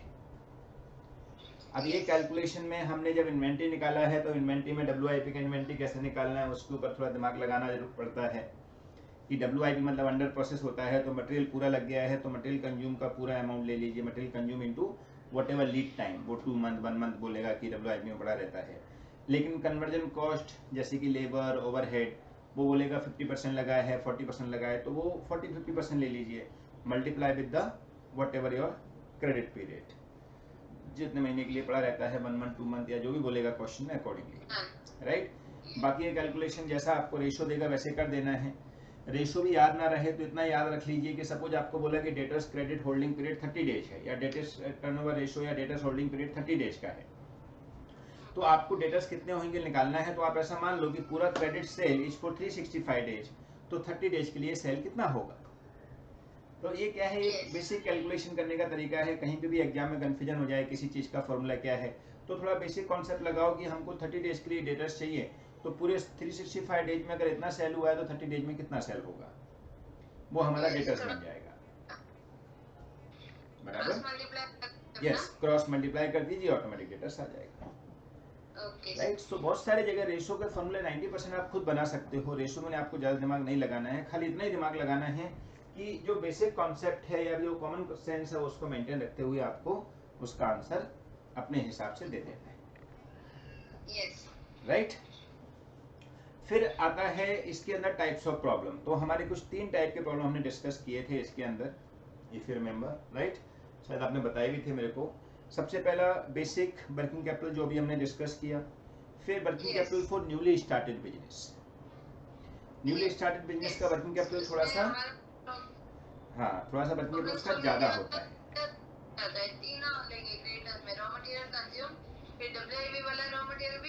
और जो हम लोग ने अलग से रॉ मटेरियल स्टॉक वाले का जो निकलता है वो भी, ये तीनों आते क्रेडिट परचेज। Very nice. माने न्यूली स्टार्टेड बिजनेस के लिए क्रेडिटर्स अलग हो जाते हैं, क्रेडिटर्स ज्यादा बन जाते हैं उस केस में, क्योंकि हमको स्टॉक के लिए माल खरीदना पड़ेगा, रॉ मटेरियल के स्टॉक के लिए भी खरीदना पड़ेगा, WIP के स्टॉक के लिए भी खरीदना पड़ेगा, फिनिश गुड्स के स्टॉक के लिए भी खरीदना। लेकिन फिनिश गुड्स के अंदर जो मटेरियल कंज्यूम हुआ है वो ऑलरेडी मटेरियल कंज्यूम में आ गया है तो उसका स्टॉक नहीं लेंगे। लेकिन बोलने का मतलब न्यूली स्टार्टेड बिजनेस में वर्किंग कैपिटल की ज्यादा जरूरत क्यों पड़ती है, क्योंकि वहां पे क्रेडिटर्स ज्यादा बनते हैं, बस इतना याद रखो। तो क्रेडिटर्स अकेला चेंज होएगा अगर न्यूली स्टार्टेड बिजनेस है, तो क्रेडिटर्स के टाइम पे थोड़ा ज्यादा दिमाग लगाना है, क्योंकि नॉर्मल केस में हम अज्यूम करते हैं कि ओपनिंग स्टॉक और क्लोजिंग स्टॉक सेम है। अगर न्यूली स्टार्टेड नहीं है तो हम क्या मानते हैं कि ओपनिंग स्टॉक और क्लोजिंग स्टॉक सेम है। जब दोनों स्टॉक सेम है तो हमारा मटेरियल कंज्यूम ही मटेरियल परचेज हो जाता है। लेकिन जब न्यूली स्टार्टेड होगा तो हमको ऑब्वियस पता है कि पहले से कुछ भी माल नहीं है हमारे पास, तो सब कुछ हमने अभी खरीदा होगा। तो अगर रॉ मटेरियल पहले से नहीं है और हमारे स्टॉक में बचा हुआ है तो material consume plus raw material stock closing हम ऐड करेंगे तब जाके मटेरियल परचेज का पता चलेगा, अंडरस्टूड। सो मटेरियल परचेज ढूंढने के लिए न्यूली स्टार्टेड में हमको अलग से एक वर्किंग बनाना पड़ता है, जिसमें ओपनिंग स्टॉक 0 है तो क्लोजिंग में जो पड़ा है वो खरीदा होगा, जब भी पड़ा है तो मटेरियल कंज्यूम में उसको ऐड कर देते हैं और उसके बाद हम इन्वेंट्री ऑफ रॉ मटेरियल निकालते हैं, उसके बाद हम क्रेडिटर्स निकालते हैं, क्योंकि क्रेडिटर्स उस पर निकलता है जो रियल में परचेज किया। सो वो न्यूली स्टार्टेड बिजनेस के लिए हो जाता है। बाकी का करने का तरीका सेम है, सब कुछ स्टेप 1 2 3 सेम एजिटेज करनी है, आपको कुछ भी चेंज नहीं करना है। खाली क्रेडिटर्स के टाइम पर याद रखना है कि मैंने माल ज्यादा खरीदा होगा, क्योंकि इन्वेंट्री को रखने के लिए पहले से माल नहीं था, जबकि रेगुलर बिजनेस में और कंटिन्यू बिजनेस में ऐसा अज्यूम कर लेते हैं कि जो ओपनिंग में है वही क्लोजिंग में, राइट। लेकिन अगर हमको पता है ओपनिंग कितना है क्लोजिंग कितना है रेगुलर बिजनेस में भी, तो हमको वही मानना है, हम अज्यूम नहीं करेंगे ओपनिंग क्लोजिंग सेम होगा, अंडरस्टूड। सो अगर ओपनिंग क्लोजिंग आपको नहीं दिया हुआ है तो हम अज्यूम करते हैं कि रेगुलर बिजनेस में या जो एग्जिस्टिंग बिजनेस है उसमें ओपनिंग क्लोजिंग सेम है, इसलिए material consume equal to material purchase. लेकिन अगर न्यूली स्टार्टेड बिजनेस है तो उस केस में ओपनिंग नहीं है, हमको पता है, इसलिए क्लोजिंग में जो है उसको ऐड करके मटेरियल परचेज निकालना पड़ेगा। और अगर किसी बिजनेस में आपको ओपनिंग क्लोजिंग दोनों दे दिए हैं तो आप उस हिसाब से एडजस्ट करिए और परचेज निकालिए, अजम्पशन मत मानिए। और लास्ट आता है जिसको हम बोलते हैं cash cost based working capital. Basically cash cost based working capital ही एग्जाम में पूछा जाता है, और प्रैक्टिकल लाइफ में भी cash cost based working capital ही हमको बनाना होता है, क्योंकि वर्किंग कैपिटल के लिए पैसा बैंक उतना ही देती है जितना तुम्हारी पॉकेट से लगा है। बैंक आपको ज्यादा पैसा नहीं देगी। इसमें खाली दो चीज नोटिस करनी होती है, खाली डेप्रिसिएशन नहीं लेने का होता और डेटर्स को कैश ऑन से कॉस्ट ऑफ गुड्स सोल्ड पे वैल्यू करना होता है। बराबर। तो हमारा ऑब्जेक्टिव इतना ही होगा कि हम इस टाइप से इसका मैनेजमेंट करें जिससे सॉरी हमारा जो ओवरऑल कॉस्ट है वो ऐसा हो जाए कि जितना हमको एक्चुअल में पैसा लगने वाला है उतना ही हमको पैसा कैपिटल के लिए पता चले, उसको कैश कॉस्ट बेस बोलते हैं। माने हम बैंक से फाइनेंस कराने जाएंगे तो उतना ही पैसा बैंक फाइनेंस करके देगा, ना कि हमारे नॉन कैश आइटम के लिए। जैसे आपके एग्जांपल मैंने बताया था कि अगर हमको कोई बिजनेस करना है, हमने 100 रुपए का सामान खरीदना और 120 का सेल करना है, तो 100 रुपए का सामान खरीदेंगे 120 सेल करेंगे तो डेटर्स हमारे कितने के बनेंगे? 120 के। लेकिन अगर आपको पैसा मांगना है पापा से कि पापा मैं इन्वेस्टमेंट करना चाहती हूँ या बिजनेस करना चाहती हूँ, मेरे को कितना पैसा, तो कितना पैसा आप पापा से मांगोगे? ओनली 100, क्योंकि आपको पता है कि मेरे को 100 ही इन्वेस्ट करना है, उसके बदले 120 का मैं सेल करूंगी तो डेटर्स भले मेरे 120 के बनेंगे, लेकिन मेरे को 120 के डेटर्स बनाने के लिए 100 का ही माल खरीदना पड़ेगा। सो बोलने का मतलब, वो वर्किंग कैपिटल का मतलब आपको कैश कितना चाहिए, that is called cash cost based working capital. बराबर। तो अपन को पैसा कितना चाहिए उस पर्टिकुलर काम के लिए, that is called cash cost based working capital. बराबर। So now what we should do, हमको ये ढूंढना है कि कैश कॉस्ट के लिए कितना लगेगा। तो हमको कैश कॉस्ट में कन्वर्ट करने के लिए दो नॉन कैश आइटम होते हैं, उनको हटा देना है, तो अपने आप ही हमारा कैश कॉस्ट केस में कन्वर्ट हो जाएगा। कौन कौन से दो आइटम होते हैं नॉन कैश? पहले तो डिप्रिसिएशन, दूसरा डेटर्स को हम लोग वैल्यू करेंगे cost of goods sold. Yes, सबसे पहला होता है डेप्रिसिएशन, जो कि नॉन कैश है। डेप्रिसिएशन हमको किसी को पैसा देना नहीं है, वो तो हमारा फिक्स असेट्स है, और फिक्स असेट्स के लिए हमने फंडिंग अलग से करा रखा होगा, तो फिक्स असेट्स हमारे पास पहले से है, उसके लिए काय को पैसा देने का। और दूसरा होता है non cash expense, that is profit. Profit मतलब क्या हुआ कि हमको कॉस्ट ऑफ गुड्स सोल्ड पे डेटर्स निकालना है, ना कि सेल्स पर। तो हमने दो आइटम को हटा देना है जो कि नॉन कैश है, that is depreciation and profit. तो हमारा ऑटोमेटिक कैश कॉस्ट बेस बन जाएगा। आप बोलोगे सर प्रॉफिट कैसे नॉन कैश हो गया? तो प्रॉफिट नॉन कैश इसलिए हो गया क्योंकि प्रॉफिट के लिए आपको किसी से पैसा नहीं लेना है। जैसे कि एग्जांपल के लिए आपको 100 रुपए का माल खरीदा, 120 का सेल किया, so you need only 100 rupees to do this business, but actually you will get 120, but 20 is your profit. For that you no need to invest, because profit is excess of investment, then only you get the profit ना। So that's why profit जो है वो हमको excess मिला है, so हमको अलग से profit को लिए कैलकुलेशन करने की जरूरत नहीं पड़ेगी, मतलब प्रॉफिट के अलग से इन्वेस्टमेंट करने की जरूरत नहीं पड़ेगी। तो डेप्रिसिएशन और प्रॉफिट को हटा दिया जाए, बाकी का स्टेप सेम बनाएंगे हम। स्टेप 1 में जब हम कॉस्ट शीट बनाएंगे उस टाइम पे हम प्रॉफिट को हटा देंगे और डेप्रिसिएशन को हटा देंगे, लेंगे ही नहीं, हटा देंगे मतलब लेंगे नहीं, हम कॉस्ट ऑफ गुड्स सोल्ड तक रुक जाएंगे और डेप्रिसिएशन बीच में से फैक्ट्री ओवरहेड में से हटा देंगे। सो वो अपने आप ही हमारा कैश कॉस्ट बेस में कन्वर्ट होकर एंड में आंसर हमारा स्टेप 1 2 3 जब बनाएंगे, सो लास्ट में cash cost base working capital ही आ जाएगा। Okay, so this is all about working capital, जो कि बहुत बड़ा था, जिसमें सारे टॉपिक हमने डिस्कस कर लिए। पहले इंडिविजुअल डिस्कस किए, बाद में हमने ओवरऑल वर्किंग कैपिटल निकाला, और वर्किंग कैपिटल में हमने बाद में रिजर्व फॉर कंटिजेंसी या कुछ ऐसे बाद में बोलेगा क्वेश्चन में 10% 20% वो और ऐड कर देंगे, तो हमको वर्किंग कैपिटल रिक्वायरमेंट मिल जाएगा कितना वर्किंग कैपिटल चाहिए। एग्जाम में याद रखना, अगर आपको लिखा हो वर्किंग कैपिटल फाइनेंस कराना है, तो फाइनेंस कराना मतलब cash cost based working capital. Requirement बोले तो भी cash cost based working capital बोल सकते हो, लेकिन खाली आप एक नोट लगा के आया करो। अगर आपको क्लियर ना लिखा हो cash cost based working capital है, तो आप नोट लगा दिया करो कि he had asked requirement, that's why we had used cash cost based working capital, as they want to finance the fund, that's why we had used cash cost based working capital। So जो भी आपने assumption किया है, make the note। और exam में एक बात हमेशा याद रखो कि मार्क्स जो हैं वो आंसर के मार्क्स पूरे नहीं मिलते हैं, मार्क्स मिलते हैं आंसर प्लस वर्किंग नोट के। सो जितने आप वर्किंग नोट एक्स्ट्रा बनाओगे, जितने आप नोट लिख के दोगे, जितने आप उसको अजम्पशन लिख के दोगे, हर एक अजम्पशन का आपको आधा मार्क्स 1 मार्क्स एक्स्ट्रा मिलेगा। सो आपके ओवरऑल मार्क्स आपको फुल में से फुल उठाने हैं, तो उसको खूब भर भर के वर्किंग नोट बना के दो, भर भर के आप उसको कैलकुलेशन करके दो, भर भर के उसको तुम अजम्पशन लिख के दो। आपके माइंड में जो चल रहा है वो सब वहाँ लिखो। कैलकुलेशन भी करना है तो 2 + 2 4 कर रहे हो तो भी आप वहाँ कैलकुलेशन करके दिखाओ, वर्किंग नोट 2 + 2 4। सो दैट आपका जो टाइम है वो आपका नोटबुक में यूज होगा, तो इनडायरेक्टली आपका जो 3 आवर्स एग्जाम में यूज करने वाला होता है डेफिनेटली वो गुड टाइम होता है। तो आप चाहोगे उस टाइम को मैं अच्छे तरीके से यूटिलाइजेशन करूं, उसके बदले मेरे को पूरे मार्क्स मिले, तो उसके लिए अगर आप ऐसा सब मेंशन करोगे तो हर एक वर्किंग नोट का, हर एक चीज का आपको मार्क्स मिलेगा। अंडरस्टूड? सो इसके लिए ट्राई करो वर्किंग नोट बनाने का, ट्राई करो अजम्पशन लिखने का, वर्किंग नोट के रेफरेंस भी डालो, वर्किंग नोट में 1 2, अगर रेफरेंस नहीं डाल सकते तो चलेगा, मैक्सिमम मैन रेफरेंस डाल दो, बाकी के छोटी मोटी कैलकुलेशन करके छोड़ दीजिए बस। बराबर?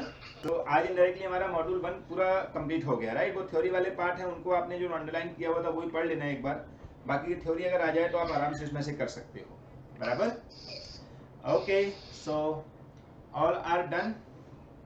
होमवर्क में आपको ये जो किया है उसी चीज को आप एक बार माइंड में रिवाइज करना जो मैंने बोला है, राइट? क्योंकि ये सब जो बोला है वो नोटबुक में लिखा है, जब हम सेल्फ रिवीजन करेंगे तब हमको आपने जो बोला है वो खुद बोलना है, एज इट इज रहेगा, लेकिन जो मैंने बोला है वो आपको रीड करना है कि हाँ वहाँ पे यही लिखा है कि नहीं, तो वो सेल्फ रिवीजन हो जाएगा। बराबर? तो ये हमारा रिवीजन बेस्ड सरप्राइज टेस्ट हुआ है, एंड आई नो कि आपने बहुत अच्छे आंसर भी दिए हैं, क्योंकि आप सोचो स्टार्टिंग में जो किया था वो भी आपको अभी याद है, that is give the excellent view, plus आप समझो कि ये देखो छोटे से टाइम में हमने उसको पूरा का पूरा रिवाइज कर डाला, पूरा का पूरा रिकलेक्ट कर डाला। So it is something like हम लोग जब ऐसी प्लानिंग बना के बैठे होते हैं तो हम कभी भी रिवाइज कर सकते हैं, और आई नो कि अब आपके माइंड में पूरा का पूरा जो वर्किंग कैपिटल है या पूरा का पूरा जो फाइनेंस मैनेजमेंट है वो पूरा वापस आ गया स्टार्टिंग वाला वापस आ गया। बराबर? सो इसको खाली आप एक बार देख लेना, देखना है तो, अदरवाइज रिवाइज हो गया है तुम्हारा, बाकी इसका टेस्ट लिखेंगे अभी हम पूरा रिवीजन होने के बाद में, राइट? ओके, सो ऐसे तरीके से आपको रिवीजन भी करना है, और याद रखो ये जो रिवीजन हमने किया है वो मेरे साथ किया है, आप चाहो तो पर्सनली भी कर सकते हो, और आप देख सकते हो सामने आपके 2 आवर्स भी नहीं हुआ है उसमें तुम्हारा मॉड्यूल 1 पूरा खत्म हो गया है।